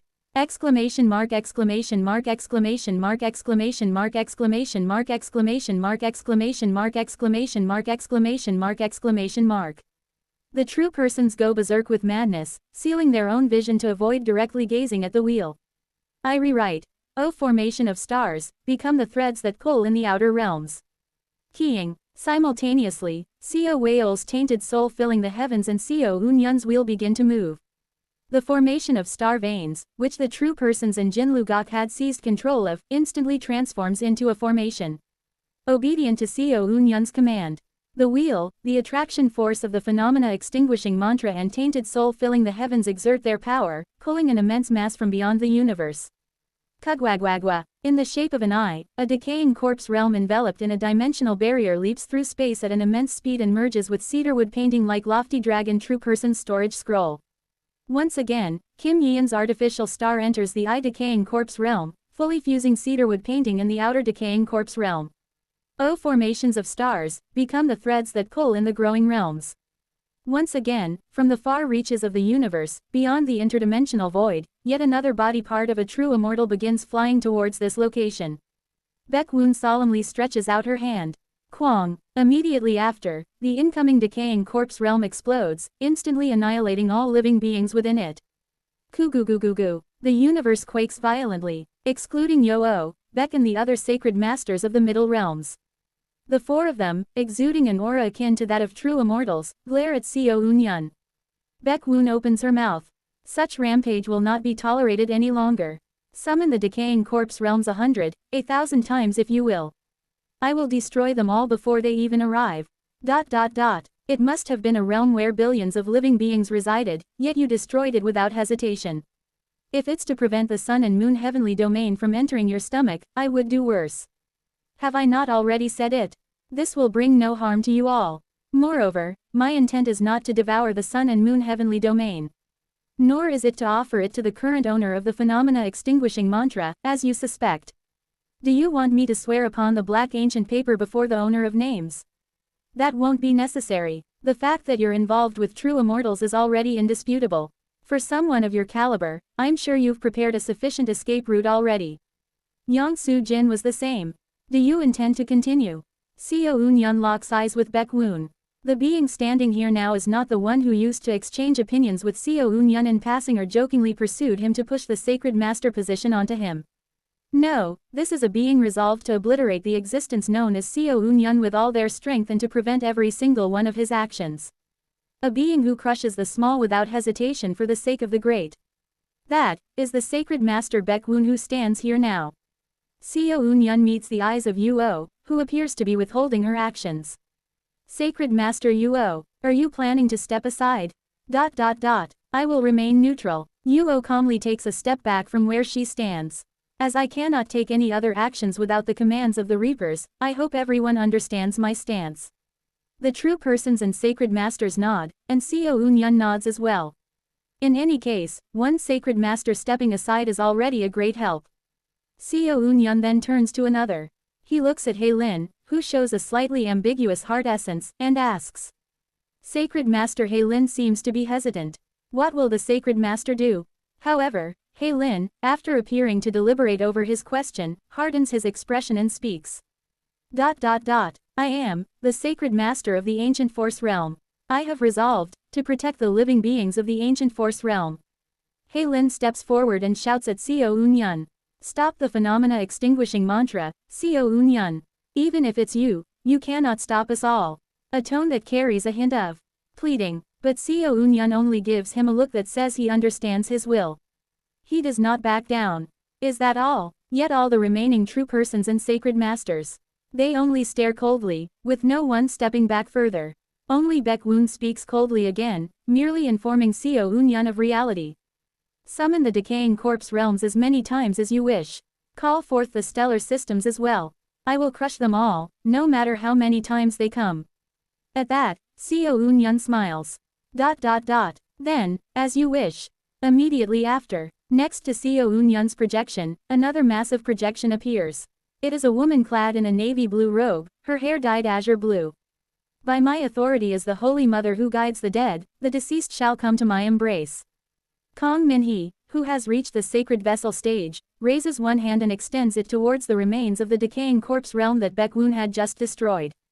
The recently slumbering dead shall return to the embrace of I, the incarnation of Nether Crossing. Keying. At Kong Minhee's proclamation, the souls of the living beings from the decaying corpse realm that Baekwoon destroyed are sucked into her like beams of light. That's not all. Wu Wang. In this world, everything possesses a soul. This applies even to pebbles, simple winds, dust, and flames. When such souls lose their place, they head toward the source river after death. And the same is true for a world. The soul of the decaying corpse realm being pulled into the source river can be seen. Yet, at Kong Minhee's call, the soul of the decaying corpse realm stops abruptly and is instead sucked into her. It seems her authority over the dead slightly surpasses the laws of the source river.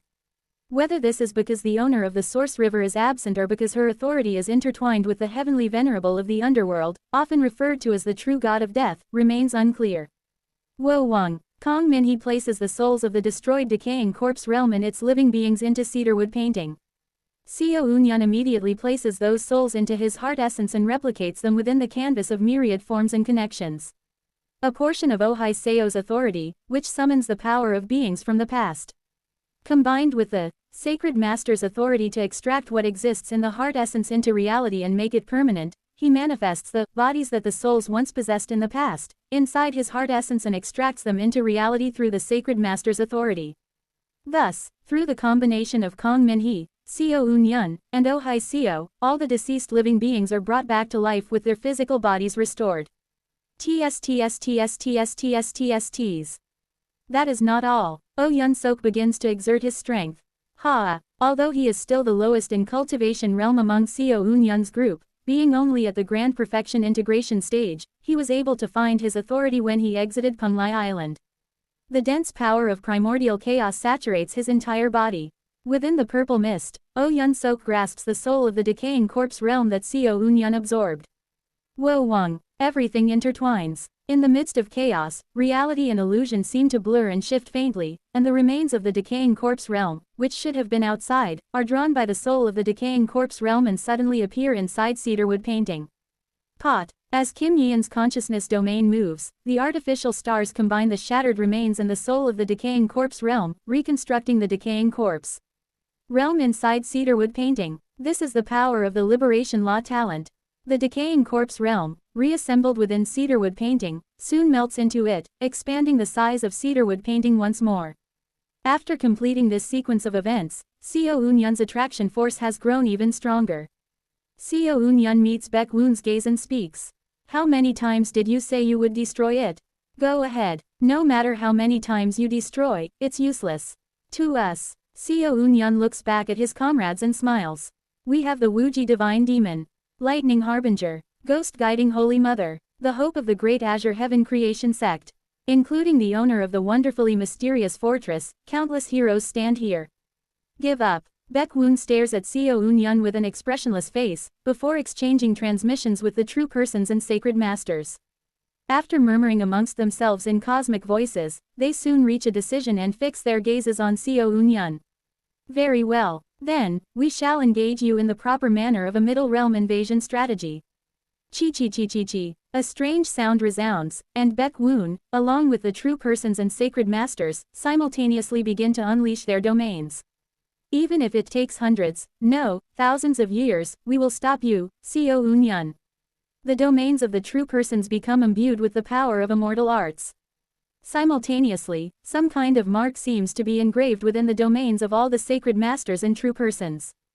Beyond that mark, a certain scene begins to materialize. Baekwoon's eyes seem to burn fiercely. The colossal forms of the true persons collectively begin to heat up.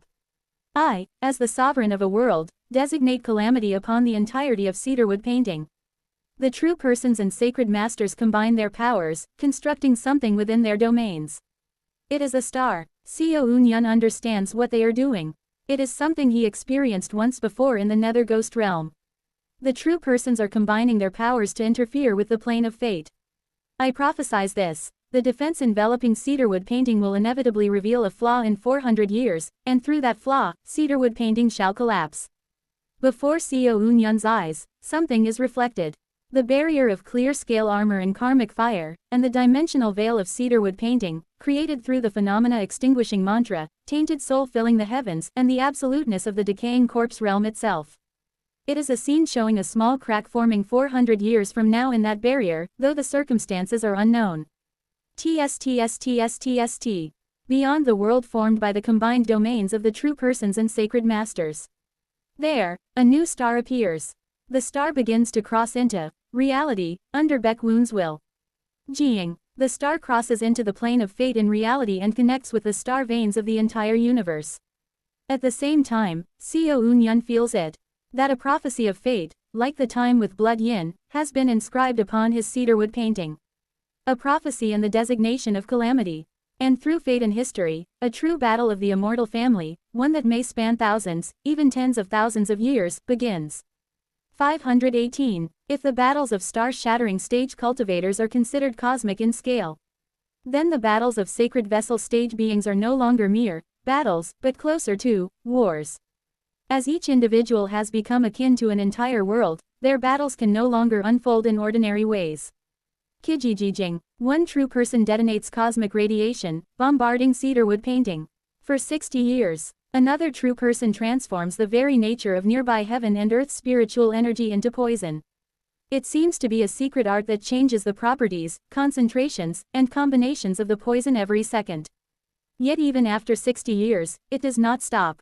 Beyond this, there are other attacks as well, such as covering the sky of cedarwood painting with an unavoidable eternal morning sunlight. Or erasing all starlight shining down on cedarwood painting so that the heaven tribe of cedarwood painting cannot surpass chi refining seventh star. Some even unleash curses that penetrate the clear scale armor and karmic fire, relentlessly striking this place for decades. Of course, none of this has posed a significant problem so far. The morning sunlight, which even the sacred master's authority could not block, was resolved when Kim Yeon created a canopy that covers the entire world. The poison was dealt with by Hong Fan, while the curses were devoured by me. The radiation was absorbed by Oh Yun Sok. Beyond this, the true persons, just as they had done in the nether ghost realm, extended their devilish arts into cedarwood painting, attempting to create devotees that they can manipulate within. They even managed to seize a certain level of authority over the heavens, delivering heavenly tribulation on the cultivators instead of cedarwood painting. Whenever a chi refining cultivator broke through to the chi building stage, they would launch star tribulations. Although these were not genuine heavenly tribulations and I was thus able to block them myself without much trouble, the protective barriers of clear scale armor and karmic fire were gradually being shaken more violently. There's no major issue. That's the truth. Up until now, no significant problem has arisen. Every 10 years, I continued pulling in decaying corpse realms and integrating them into cedarwood painting, steadily expanding its size. But, fate is the problem. Wo Wang, the star of fate, which appeared in the nearby space of cedarwood painting, continues to ominously shine as it shows me a distant future. The scene of 340 years from now. As time passed, the vision of cedarwood painting developing a flaw continues to drag cedarwood painting closer to that future. The future is drawing us into itself. At the level of the sacred vessel stage, one's vision undergoes many transformations. The eyes of the Earth tribe, which in the star-shattering stage could only see into the past, now allow us to connect with beings through the past.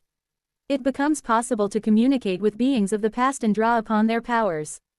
It allows one to gain abilities not inferior to Ohai Seo's authority merely through one's vision. Simultaneously, the vision of the Heaven tribe extends beyond mere foresight.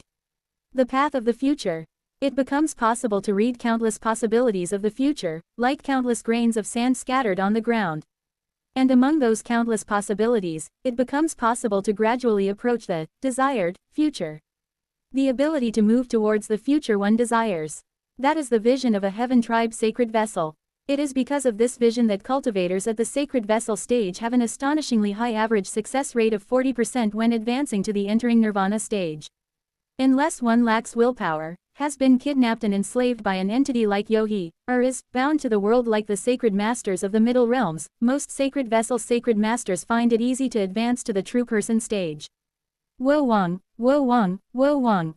However, I sense the twisting of history and future is seen through the visions of the Heaven and Earth tribes. Space and time bends under the influence of attraction force, and the future scenes that I am able to approach are becoming fixed into one. The scene of cedarwood painting developing a flaw. This scene, prophesied by the combined efforts of the true persons, is the only future I am now able to approach. But this isn't even the end. Wo Wang, the true persons are already overlapping their domains again, weaving some new symbol within the combined domain. They are preparing another prophecy. Perhaps in about 40 years, around 100 years after they uttered their last prophecy, they will issue their next one.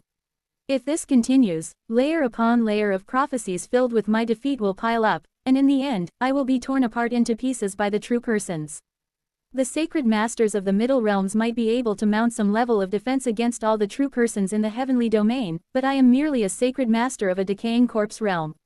My own power is enough to suppress a single true person in a one-on-one fight. Moreover, by recently capturing Yohi and putting her on a leash, I have gained the ability to utilize her power as well, giving us the equivalent of 2 entering nirvana level forces. Adding in Kong Min-hee, Kim Young-hoon, Jaeon Myung-hoon, and our other comrades, our combined power equals that of 3 entering nirvana true persons. However, that's all there is. Just within the sun and moon heavenly domain alone, there are over 100 entering nirvana true persons. There is no way we can defeat them all. Moreover, the 4 sacred masters of the middle realms essentially possess the power equivalent to 4 true immortals. The only reason I have been able to hold out this long is thanks to the clear scale armor and the authority of the karmic fire that judges sins. The karmic fire is so overwhelming that even entering nirvana true persons struggle to withstand it. But if those prophecies are fulfilled, even I will soon fall. There is only one way to nullify their prophecies. Just like that time when I advanced to void shattering, I must do it. Just like that time when I shattered the star created by the combined authority of 50 entering nirvana true persons with accumulating dust forms a mountain. I must destroy the star they have created. But that's impossible. The reason I can hold out against these countless enemies is because I'm on the defensive. If I were to launch an offensive and try to advance toward the star they are protecting to destroy it, I would be utterly defeated. Then, what should I do? Of course, I could use the method the great mountain supreme deity taught me to desecrate fate. If I create a model similar to cedarwood painting, declare it as cedarwood painting through my authority as sacred master, and then create a flaw in it, I could resolve the issue easily. But entering nirvanas are no fools. This method must not be revealed yet. It is a method that must remain hidden until the very end of ends, to be unveiled only during the end. Thus, I will conceal it. If I reveal it too soon, they could devise a way to counter it. Then, there is only one way to overcome the current situation.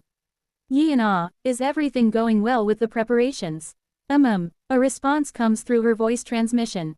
I nod and lift my head towards the fate that is soon to arrive. I will not avoid it. Watch, O heavens above. This time, I will show you how I overcome fate.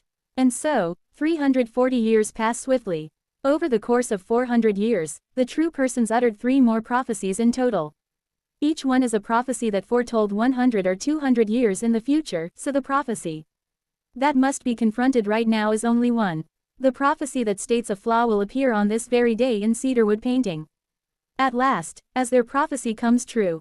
Keying, I feel the fate of cedarwood painting being entirely drawn into the scene the true persons have decreed. Simultaneously, one of the many cracks in cedarwood painting, formed over the past 400 years as countless middle realms were integrated, erupts. Quang, the sensation of my insides shaking causes my concentration to waver. Simultaneously, a storm, coincidentally, sweeps through cedarwood painting. The storm, coincidentally, gathers heaven and earth's spiritual energy and channels it into the weak point of the barrier. The explosion from the crack and the excessive infusion of spiritual energy into the barrier's weak point, coincidentally, resonate in perfect harmony, shaking the weak point entirely. And in that moment, Quang, coincidentally, one of the true person's attacks strikes the trembling weak point. Quack. Finally, a flaw forms in the barrier of clear scale armor and karmic fire. Fate has been realized. The eyes of the true persons turn upside down. Baek Woon, smirking while drawing forth the full power of the bright cold realm, shouts. Itistone. The sacred masters simultaneously unleash attacks toward the flaw in the karmic fire. At the same time, I snap my fingers. Begin, Yi and Ah. Then, the puppets crafted by Kim Yi in over 400 years all begin moving in unison. Click click click click. Song Jin had once told me during the fight against Yuan Li. The only thing that can oppose fate is history. The Mad Lord, when I sought guidance on fate, told me. The only way to overcome fate is to leap toward another future, through greater strength. Leap forward. Thus, from the advice of Song Jin and the Mad Lord begins my leap of fate. 28 artificial stars form a heavens and emit a powerful attraction force. At the same time, the puppets located throughout cedarwood painting begin to move, mimicking the appearances of its inhabitants. The artificial souls of the puppets flock toward the wonderfully mysterious fortress hovering at the center of the artificial stars. And simultaneously, the Mad Lord's final act, the ultimate mechanism of the wonderfully mysterious fortress, Yian's play activates. The artificial souls emit attraction force. Through the attraction force, they twist fate, and through fate, they further distort history and space-time. The entirety of cedarwood painting becomes overlaid with the space-time of the past through Yian's play. The puppets manifest the history of cedarwood painting spanning 400 years. What stands here at this moment is not the cedarwood painting, flawed after 400 years under the prophecy of the true persons. It is the cedarwood painting over the span of 400 years that has yet to have a flaw appear. The true persons that are attempting to exploit the flaws of cedarwood painting strike against its overlaid spacetime version and are either immediately repelled, or they are engulfed in karmic fire and scream in madness, eventually losing consciousness and entering a dormant state. Meanwhile, while the immortal art Yian's play is active, I repair the flaw of the true cedarwood painting hidden beneath the overlaid spacetime. When the overlaid spacetime finally fades away and the real cedarwood painting is revealed, the true persons can only rage in madness. Because their prophecy has been rendered entirely useless. I smile faintly and speak. Prophesize as many times as you like. I will counter it every time. With only my own strength, I would undoubtedly fail.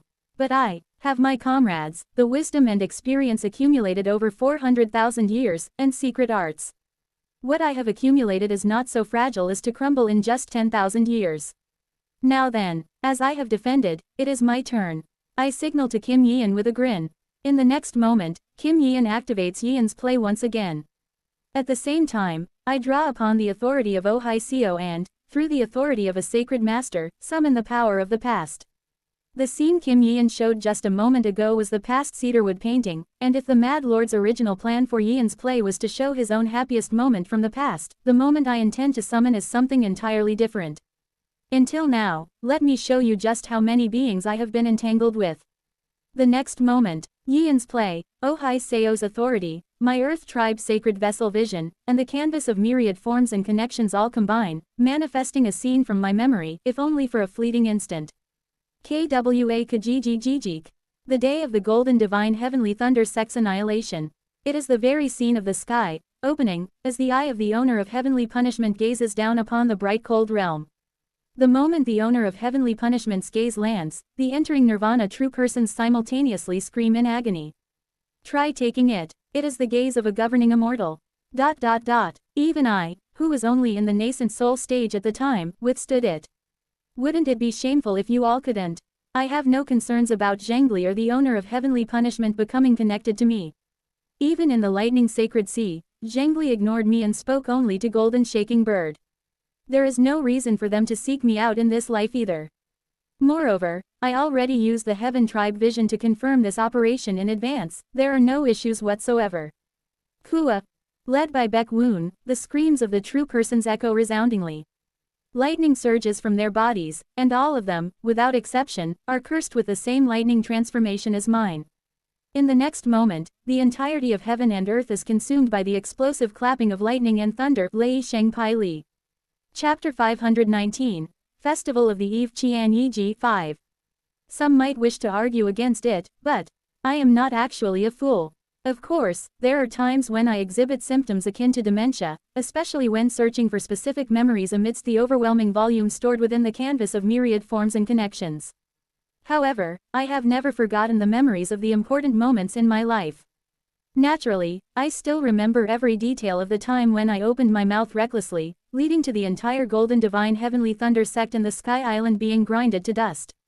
At the same time, I also remember that the owner of heavenly punishment wasn't even detectable by my mere nascent soul stage celestial energy foresight. No, to be honest, it is only natural for even beings on the level of sacred masters to fail in predicting the movements of governing immortals. Thus, the reason I summoned the projection of the owner of heavenly punishment isn't because of divination but something else entirely. It is the knowledge I gained in my previous life, as I was becoming the annihilation flower. When I became the annihilation flower of the Sal tree heavenly venerable, I perceived that Co Whale turned into a worm. Afterwards, as the Sal tree heavenly venerable awakened me, I regained all the memories I had forgotten throughout my cycles. Of course, the memories of the 16th cycle still remain completely absent. In any case, what matters is that I regained all of the memories I had lost while facing immensely powerful beings. And, among those memories is the true identity of the entity that had inhabited Jeon Myung-hoon's body during the 998th cycle. Logically speaking, there is only one being capable of possessing Jeon Myung-hoon's body and evoking such horror in Golden Shaking Bird. The owner of heavenly punishment. Without a doubt, it must have been them who inhabited Jeon Myung-hoon's body. Back then, the overwhelming presence of the owner of heavenly punishment had completely paralyzed my thoughts, rendering it impossible to deduce their true identity properly. No, perhaps the more accurate expression is that my very origin refused to acknowledge it. I distinctly remember the attitude the owner of heavenly punishment displayed towards me while inside Jeon Myung-hoon's body. It was unmistakably goodwill. At that time, the owner of heavenly punishment had shown goodwill towards me. I don't know why, but despite my rather rude and presumptuous behavior towards them, they neither tortured nor threatened me in any way. Considering this, I can only infer that their goodwill towards me runs quite deep. Of course, that alone is not enough to ascertain the true nature of their goodwill. So, I performed a divination. A mere sacred master's divination naturally cannot reveal the matters of governing immortals. But if it's a sacred master, it's possible to establish a connection. Hence, I connected to the owner of heavenly punishment. Shrouded in the power of the extinguishing divine tribulating heavens, created by the golden divine, I prepared myself to endure all misfortunes should anything go awry. After all, when facing true persons, one must gamble at least that much. Then, connecting to a single strand of the owner of heavenly punishments will through divination, I received a revelation. Although sacred masters rarely fall asleep easily, that night, I passed out almost instantly. In my dream, Zhengli appeared and stomped on my head with her foot, saying, "They will permit it once." When I awoke, the soft sensation of her foot was still vivid, so I immediately began preparing to borrow their power. The result is this. HGHUAAAAHH. The spears embedded in Baek Woon's main body seem to resonate. The 7-colored thunder spears resonate, as if engulfing Baek Woon's entire body. But that is not the end.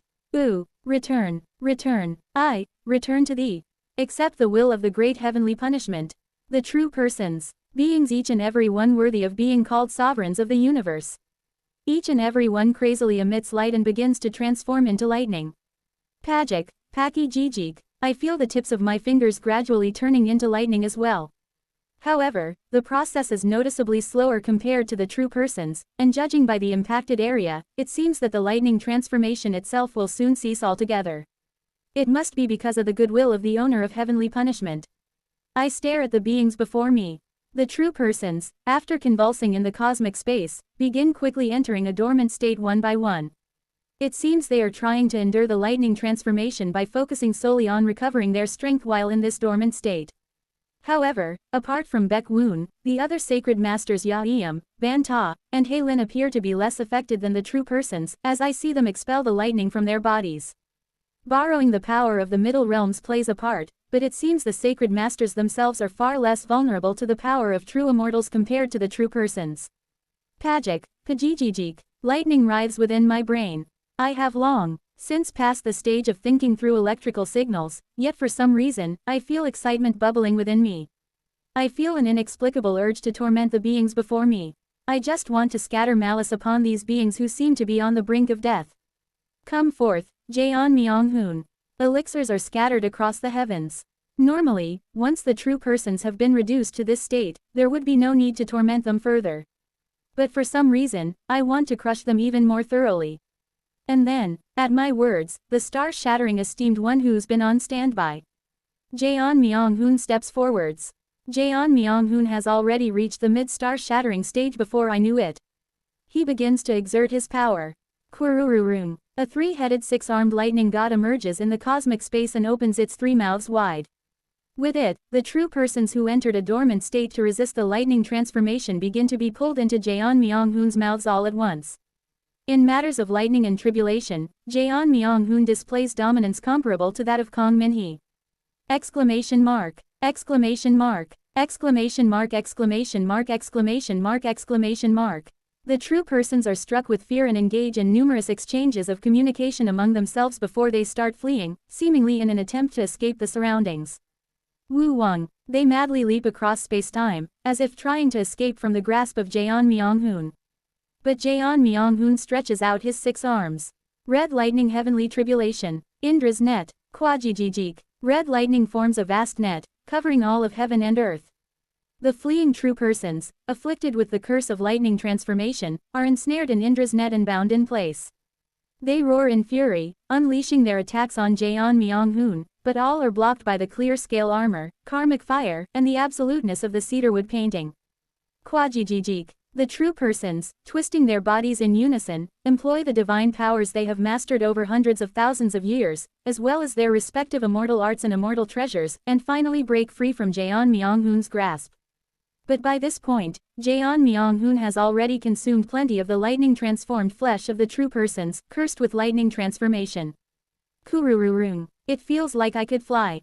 Exuding an aura far more menacing than before he absorbed the true persons, he smiles with a satisfied expression. That aside, it seems like something has taken root in your head. As he speaks, his hand stretches towards my head. Pajijijik. Something like a lightning bolt escapes from my head and is seized in Jaeon Myung-hoon's grasp. Only then do I feel my mind clear. Just now, my mind was strange. Thanks, Jaeon Myung-hoon. I shake my head vigorously. I thought I gained the goodwill of the owner of heavenly punishment, but as expected, the goodwill of a true immortal is, in itself, a misfortune. It's fortunate that Jaeon Myung-hoon noticed quickly this time, but if he had been even slightly slower, I might have gone completely mad and suddenly unleashed heavenly tribulation upon my comrades, killing them. As expected, borrowing the power of governing immortals frequently is dangerous. Even though the goodwill of governing immortals brings misfortune to us, I had thought that the power we acquire directly from them would be fine. While my phenomena extinguishing mantra was obtained as a fragment from the Salt Sea Supreme Deity, it's something I acquired, rather than something they bestowed upon me. Similarly, the current Yian's play is something I acquired from the Mad Lord, and used to summon the memories of when I had seen them, so I thought it was fine. But in reality, it seems that something more is at work. Perhaps, from the moment the owner of heavenly punishment's gaze landed on this place, it would have been natural for everything here, including myself, to have been completely annihilated. It might be because of their goodwill that my curse ended with just this. I shake my head and look down at cedarwood painting. Once no larger than a single human race sky island, cedarwood painting has grown considerably larger over the past 400 years. Though it cannot compare to a middle realm, it now appears comparable to the human race territory. The completion of the artificial middle realm is now about 4,600 years away. The artificial middle realm plan is expected to take around 5,000 years. Once the artificial middle realm is completed, there should no longer be a need to dangerously project the existence of governing immortals or true immortals through history in this manner. Until then, may we endure without becoming corrupted by the governing immortals. I look at the remaining prophecies left by the true persons. Although all the true persons have all fled and entered dormancy, their prophecies remain. With only the remaining sacred masters, it is impossible to create prophecies about me. No, it may technically be possible, but it would require drawing heavily on the power of the middle realms, placing a significant burden on them. Therefore, it would be impossible to indiscriminately unleash attacks imbued with the same kind of absoluteness as before. At last, Baek Woon, having drawn on the power of the bright cold realm to temporarily push the curse of lightning transformation into the future, glares at me as if to kill. So, you truly intend to settle this with us to the death? When was it ever otherwise? At my question, Baek Woon grits her teeth and raises one hand, clenching the void. Tingle, tingle, I heighten my tension. Though the true persons have disappeared, I feel that the real fight is about to begin now. Let the stars of the nations hear. Baek Woon's eyes burn. She draws upon the power of the bright cold realm, weaving the light of all the stars across heaven and earth to construct a formation of star veins. It is a summoning formation. Kugugugugu. Something massive begins to be summoned within the cosmic space. Jajuk. The interdimensional void parts its mouth, revealing the colossal something hidden within. It is a world. Baekwoon is summoning a part of the Chaos Realm region of the Bright Cold Realm into this place. But that is not the end. Ya-Eum, Ban-Ta, and Heilin also begin summoning portions of the True Devil Realm, Purple Gold Realm, and Ancient Force Realm with their respective authorities. The Sacred Masters of the Middle Realms are summoning parts of their own worlds onto the battlefield. This undoubtedly signifies their decision to fully unleash genuine true immortal rank authority.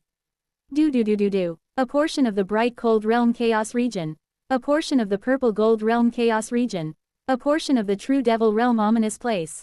A portion of the Ancient Force Realm Deep Sea descends into the place, blocking the surrounding starlight and directly colliding with the protective barrier of karmic fire and clear scale armor. The karmic fire burns but does not spread. Instead, it flickers briefly before its reaction dissipates. What need does a world itself have for karma or punishment? Because it's not an entity, the karmic fire that punishes beings is useless against a world. This is a bit troublesome. The four worlds encircle cedarwood painting, completely enveloping it. In this state, it is impossible to proceed with the artificial middle realm plan. Because the decaying corpse realms that I summon will only be devoured by the pieces of the middle realms. It's as if the sacred masters are to benefit at our expense.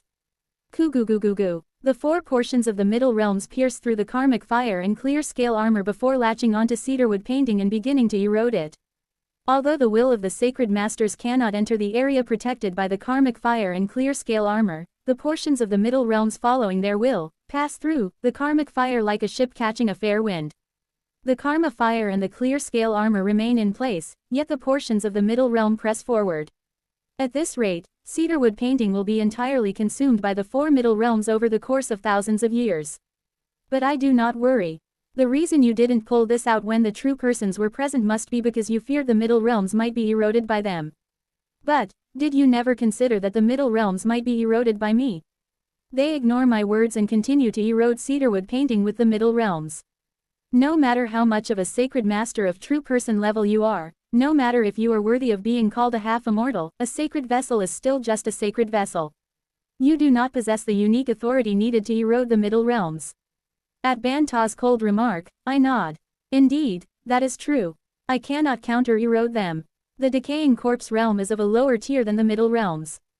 Just as water cannot flow back up a waterfall, a world of lower rank cannot erode one of higher rank. Perhaps if the difference was more, somewhat, balanced, like that between the bright cold realm and the true devil realm, it might be a different story. But, what does it matter? That is only the case when one lacks a specialized technique for erosion.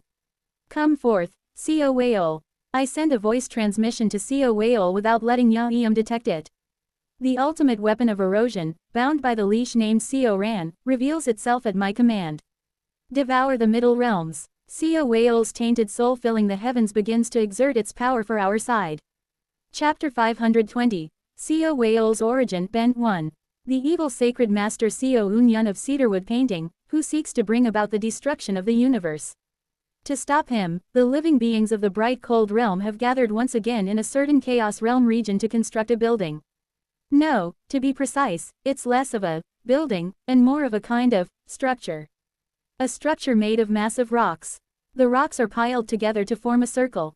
At the same time, some tall tree race cultivators are growing high-quality trees in the area, cutting them down and adding wooden reinforcements, creating something resembling a fence. The megaliths forming the structure in a standing stone formation are so enormous that each of them measures as much as 3 li in size. Dense arrays of spell inscriptions are carved onto the surface of the rocks. Hey, go grab that thing over there. This way, this way. To build this structure, nascent soul stage cultivators from various races have been drafted to work together. It has been roughly 600 years since construction began. Approximately 1,000 years since the war against the sacred master of cedarwood painting began. Regardless of whether they were heaven, earth, or heart tribes, all kinds of races were mobilized for the construction site, using their respective racial abilities to transport the massive stones that would be used for the structure. Honestly, I don't see. Why were the ones doing this work? A nascent soul cultivator of the leaf race, who is using a demon art to bind spiritual energy ropes to the rocks and transporting them from the sky, flicks their tongue out and grumbles. A nascent soul cultivator of the celestial dog race, assisting nearby, sticks their own tongue out and pants, tilting their head at the comment. What do you mean? Why?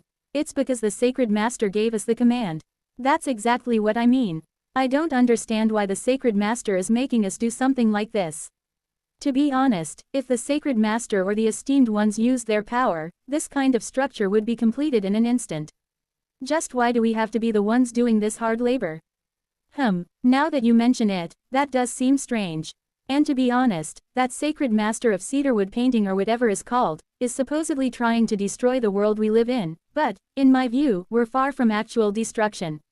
Do you think people like us will even live more than another 1,000 years? But here we are, doing all this work to stop something that might happen several thousand years from now. Does this really make sense? Hey, you leaf race idiot. We have to prevent the destruction of the world, even if it's for the sake of our descendants. Well, if that's the case, they could have just called us. Why'd they have to bring along those kids too? The nascent soul leaf race cultivator glances down at the chi building and chi refining cultivators below, who are working hard to contribute even in a small way to the construction. I can somewhat understand them summoning core formation juniors. But what help could these younglings in the chi refining and chi building stage possibly offer, dragging them all here for hard labor? The ones who are supposed to be the future of their races. The leaf race cultivator grumbles, annoyed by the contradictory nature of Sacred Master Baekwoon's mobilization efforts. Then, the celestial dog race cultivator, who had been listening to the leaf race cultivator's complaints, suddenly smiles faintly. Ho ho, now that you mention it, something just came to mind. There's a record in the scripts of the demon race about something like this. About the wars between sacred masters. Wars between the sacred masters. That's right, the sacred masters, who embody the very flow of this vast universe, no longer recklessly clash and fight each other with force like previous realms. Instead, it is said they fight by prophesying fate or manipulating the flow of the world. And, we are merely a part of that flow. The celestial dog cultivator chuckles with a ho-ho, and points down below. The cultivators of the bright cold realm flocking to this region of the chaos realm. Working together here with a single purpose, building this structure, working then resting, laughing and chatting, and living this way. In doing so, causing their culture itself to flourish here. That very act, is the sacred master's attack. It's such an abstract concept that I can't quite grasp it. Don't worry, as you'll understand soon enough. Ho ho, quote. By the way, why do you keep laughing like that? Ho ho, somehow, it does seem a bit addictive. Ho ho, the two cultivators laugh with a ho ho and begin speaking to others around them. Thus, the rumor of Sacred Master Baekwoon's cultural attack, which started from their idle chatter, spreads throughout the construction site in an instant. Goo. At the center of cedarwood painting. Above the glass cedarwood mountain, Seo Eun-yun half opens his eyes. Ha! As he inhales, the spiritual energy of cedarwood painting dries up. As he exhales, the spiritual energy of cedarwood painting fills up again. At the same time, on the reverse side of cedarwood painting. Deep beneath the peaceful cloud continent, on the opposite side of the world, a cluster of light begins to bloom. It is the condensation of a nebula. A nebula bearing the name Seo Eun-yun compresses itself, filling its core with light and heat. From the 8 directions of the condensing nebula, certain symbols emerge. Food, Chi, Wealth, Huo, Sacrifice, Si, Minister of Works, Si Kong, Minister of Education, Si2, Minister of Justice, Si Ko, Diplomacy, Bin, Army, Shi. The 8 characters, engraved as glowing light, burn fiercely. At the same time, the cluster of light splits in 2 directions, breaking into 16 fragments. The 8 concepts that existed in the life of Seo Eun-yun. The concepts that define Seo Eun-yun as a human start to break apart, allowing the existence of Seo Eun-yun to expand from being a subject to a whole. Among the 16 divided symbols, those that fall below become Chi. The 8 symbols below turn into pure masses of Chi, shining brightly. Each one holds energy condensed to the same level as the heavenly lotus fruit Seo Eun-yun once consumed, so dense that, if an ordinary person were to consume one, they would immediately advance to the 4-axis stage. Seo Eun-yun manipulates the 8 masses of Chi he has created, perceiving that he can control the heaven and earth's spiritual energy as well as the living creatures within cedarwood painting in 8 distinct forms. Among the genetic information of life forms, in his hand lies food, Chi, Wealth, Huo, Sacrifice, Si, Minister of Works, Si Kong, Minister of Education, Si2, Minister of Justice, Si Ko, Diplomacy, Bin, Army, Shi. He perceives he holds the authority to alter the history and information of these 8 aspects. The symbols that rise above become Fate Ming. The 8 masses, ambiguous in form yet exuding attraction force, lie within Xiao Unyun's grasp. Among the fates of the living beings within cedarwood painting, Food Chi Wealth Huo Sacrifice C Minister of Works C Kong Minister of Education C2 Minister of Justice C Co Diplomacy Bin Army Shi. He perceives he can influence the fate related to these 8 aspects. Now, he can control how much sustenance a living being is born to consume and what nutrients they are designed to absorb. At the same time, he can decide what a life form will eat in the future, in what manner, with whom, for what reason, and under what circumstances. He has comprehended the authority of Food Chi. He can determine what kind of greed living beings will be born with, what shiny objects they will covet, and what things they will trade and exchange to feel joy. At the same time, he can decide how living beings will trade goods, the methods by which they will engage in commerce, and how their economies will develop. He has understood the authority of Wealth Huo.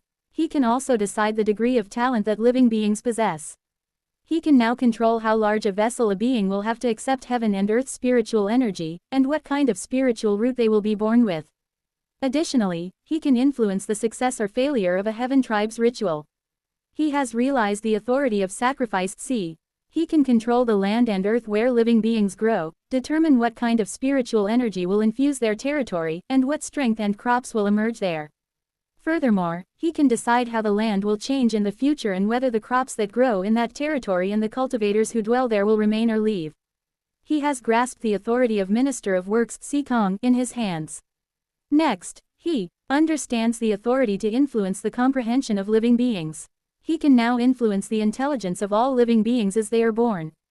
At the same time, he can interfere with the entire process by which living beings hear, see, and comprehend the world around them.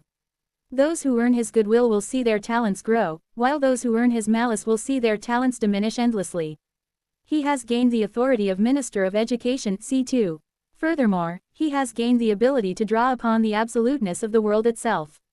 For the safety of the living beings in cedarwood painting, he can move them to places of his choosing, foresee the tribulations and calamities that await them, and manipulate the world's absoluteness to increase the thickness of the dimensional barrier for their protection. As a sacred vessel sacred master, his authority for defensive battles have improved significantly.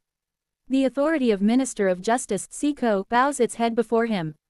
He has also gained command over language, communication, and culture. Through the culture, language, and communication of living beings, he can transform the world. Conversely, by transforming the world, he can alter the power of culture, language, and communication of living beings. In addition, he can control how the culture, language, and communication methods of living beings will change in the future. This is the authority of diplomacy Bin. Finally, Xiao Unyun can now determine how the living beings of cedarwood painting will undergo conflict. He can control how they would fight and shape the intensity and flow of their battle. Moreover, he can even transform species through conflict, molding them within his grasp. He can roughly define how the species will fight and change in the future. This is the authority of Army Qi. Qiying. The 16 symbols of Qi and Fate are sucked into the center of the nebula, into the light's core. TSTSTSTSTSTSTSTs. Flash. The world trembles at that moment, and from the center of the nebula, a fixed star Angxing is born. The owner of that star, the being that resides within cedarwood painting. Xiao Unyun clenches his fist in the center of the star and looks upward. Within the secret space of cedarwood painting, hidden on the reverse side of the peaceful cloud continent. There, he gazes upon the massive mandala engraved on the reverse side of cedarwood painting. It's accelerating. The reason Xiao Unyun declared war against all the true persons and sacred masters was not merely because he is a madman. The mandala of cedarwood painting. It was also because he discovered the power possessed by the will of cedarwood painting. The more intense my battles with the sacred masters become, the faster my cultivation progresses. Now, having reached the mid-sacred vessel stage, he looks down at the fixed star beneath his feet and communes with the will of cedarwood painting. The will of cedarwood painting desires something very simple from Xiao Unyun. Conflict Do Zheng. The more he struggles, the more he clashes with others. The faster his cultivation progresses. The more Xiao Unyun observes the authority of cedarwood painting, the more he thinks it resembles Kim Young-hoon. Of course, unlike Kim Young-hoon, the speed granted by cedarwood painting isn't limited solely to martial arts. Young Hoon Hung Nim also grew faster the more he faced powerful opponents and gained quality experiences. Cedarwood painting seems to endow its sacred master with a talent similar to Kim Young-hoon. At this rate, I can definitely reach the grand perfection of sacred vessel stage within 7,000 years and challenge the entering nirvana stage. Advancement. Seo Eun-yun momentarily savors the omnipotence coursing through his hands. Now, he can mold every aspect of Cedarwood painting's living beings like clay. It is even possible for him to play with a single life as though moving a pawn on a chessboard. No, it is not just the life of a single person. The fate of all groups and organizations in this world will now change entirely according to Seo Eun-yun's will. This is precisely the power of sacred masters, whose authorities within their respective domains rival that of true immortals. The erosion of the middle realms will be completely dealt with by Seo Weol, who will instead absorb the middle realms into cedarwood painting, so there's no issue. If the attacks of the sacred masters are absorbed this time with Seo Weol's help, Seo Eun-yun's cedarwood painting will grow even larger than before, significantly accelerating the progress of his artificial middle realm plan. However, Seo Eun-yun's focus shifts away from such matters to something else entirely. Wo Wang. Above Seo Eun-yun's hand, the heat of the fixed star shimmers as it blossoms into the form of a flower. It is flower soul filling the heavens. Sururuk. Seo Eun-yun's flower soul filling the heavens slips into the darkness, flowing backward through history. Canvas of myriad forms and connections. Flower soul filling the heavens. Star Envoy's authority, Xing Shiji Quan. TL. Star Envoy and Sacred Master are written and pronounced the same way in Korean. The canvas of myriad forms and connections, which records Seo Eun-yun's history. The flower soul filling the heavens that became completed through Ryowa's inheritance. The authority of a sacred master to read history within cedarwood painting. And the authority of Oh Hai Seo, and my sub-heart sword. Seo Eun-yun draws out Oh Hai Seo's authority from within his heart essence and forges the sub-heart sword in the void, opening his eyes wide. With this, I can track it. Through Seo Eun-yun's near-omniscient senses inside cedarwood painting, the locations of Seo Weol's tainted soul filling the heavens are pinpointed one by one. Even Seo Weol's tainted soul filling the heavens remains unaware of this reverse world of cedarwood painting. All the authorities Seo Eun-yun spoke of flow into his sub-heart sword. Canvas of myriad forms and connections, flower soul filling the heavens, the star envoy's authority. And the sub-heart sword, imbued with Oh Hai Seo's authority, follows Seo Eun-yun's will and slips deep into the soul of Seo Ran, who coincidentally had just been thinking of Seo Eun-yun. Seo Eun-yun discovers a curse and an immortal art deep within Seo Ran's soul. One is the curse cast by the Yama True Lord, the chief judge of the netherworld, upon Seo Weol. The other is the immortal art left by Gwakm in the world of Kunglai Island, designed to fix one's will. Seo Eun-yun's will reaches the depths of Seo Ran's soul, effortlessly bypassing the immortal art left by Gwakm and arriving at the curse laid by the Yama True Lord. Pitch black darkness welcomes him. Now I can reach you, Seo Weol. Seo Eun-yun begins retracing Seo Ran's history. The authority of Oh Hai Seo, the star envoy's authority, the canvas of myriad forms and connections, and flower soul filling the heavens seep into the deepest depths of Seo Ran's soul. You will show me your true story. Step. Seo Eun-yun takes a single step towards the curse of the Yama True Lord, located deep in Seo Ran's heart essence. Beyond this curse lies the very depths of Seo Weol's tainted soul filling the heavens. It is the place where he must have hidden everything. To bypass the canopy created by the Yama True Lord's curse and reach Seo Weol's depths, it will take approximately 6,000 years. In 6,000 years, all of Seo Weol's stories will be revealed to Seo Eun-yun. And so, 4,000 years pass. Ho ho ho ho. In a Chaos Realm region of a Middle Realm, which now envelops cedarwood painting. The Seo Weols, who have infiltrated the Chaos Realm region and assimilated into the relocated living beings so subtly that even the sacred masters of each realm would find it hard to notice, simultaneously burst into laughter. Ho ho. One of the Seo Weols among them, in order to offer parts of the middle realms to Seo Eun-yun, raises his hand and activates tainted soul filling the heavens.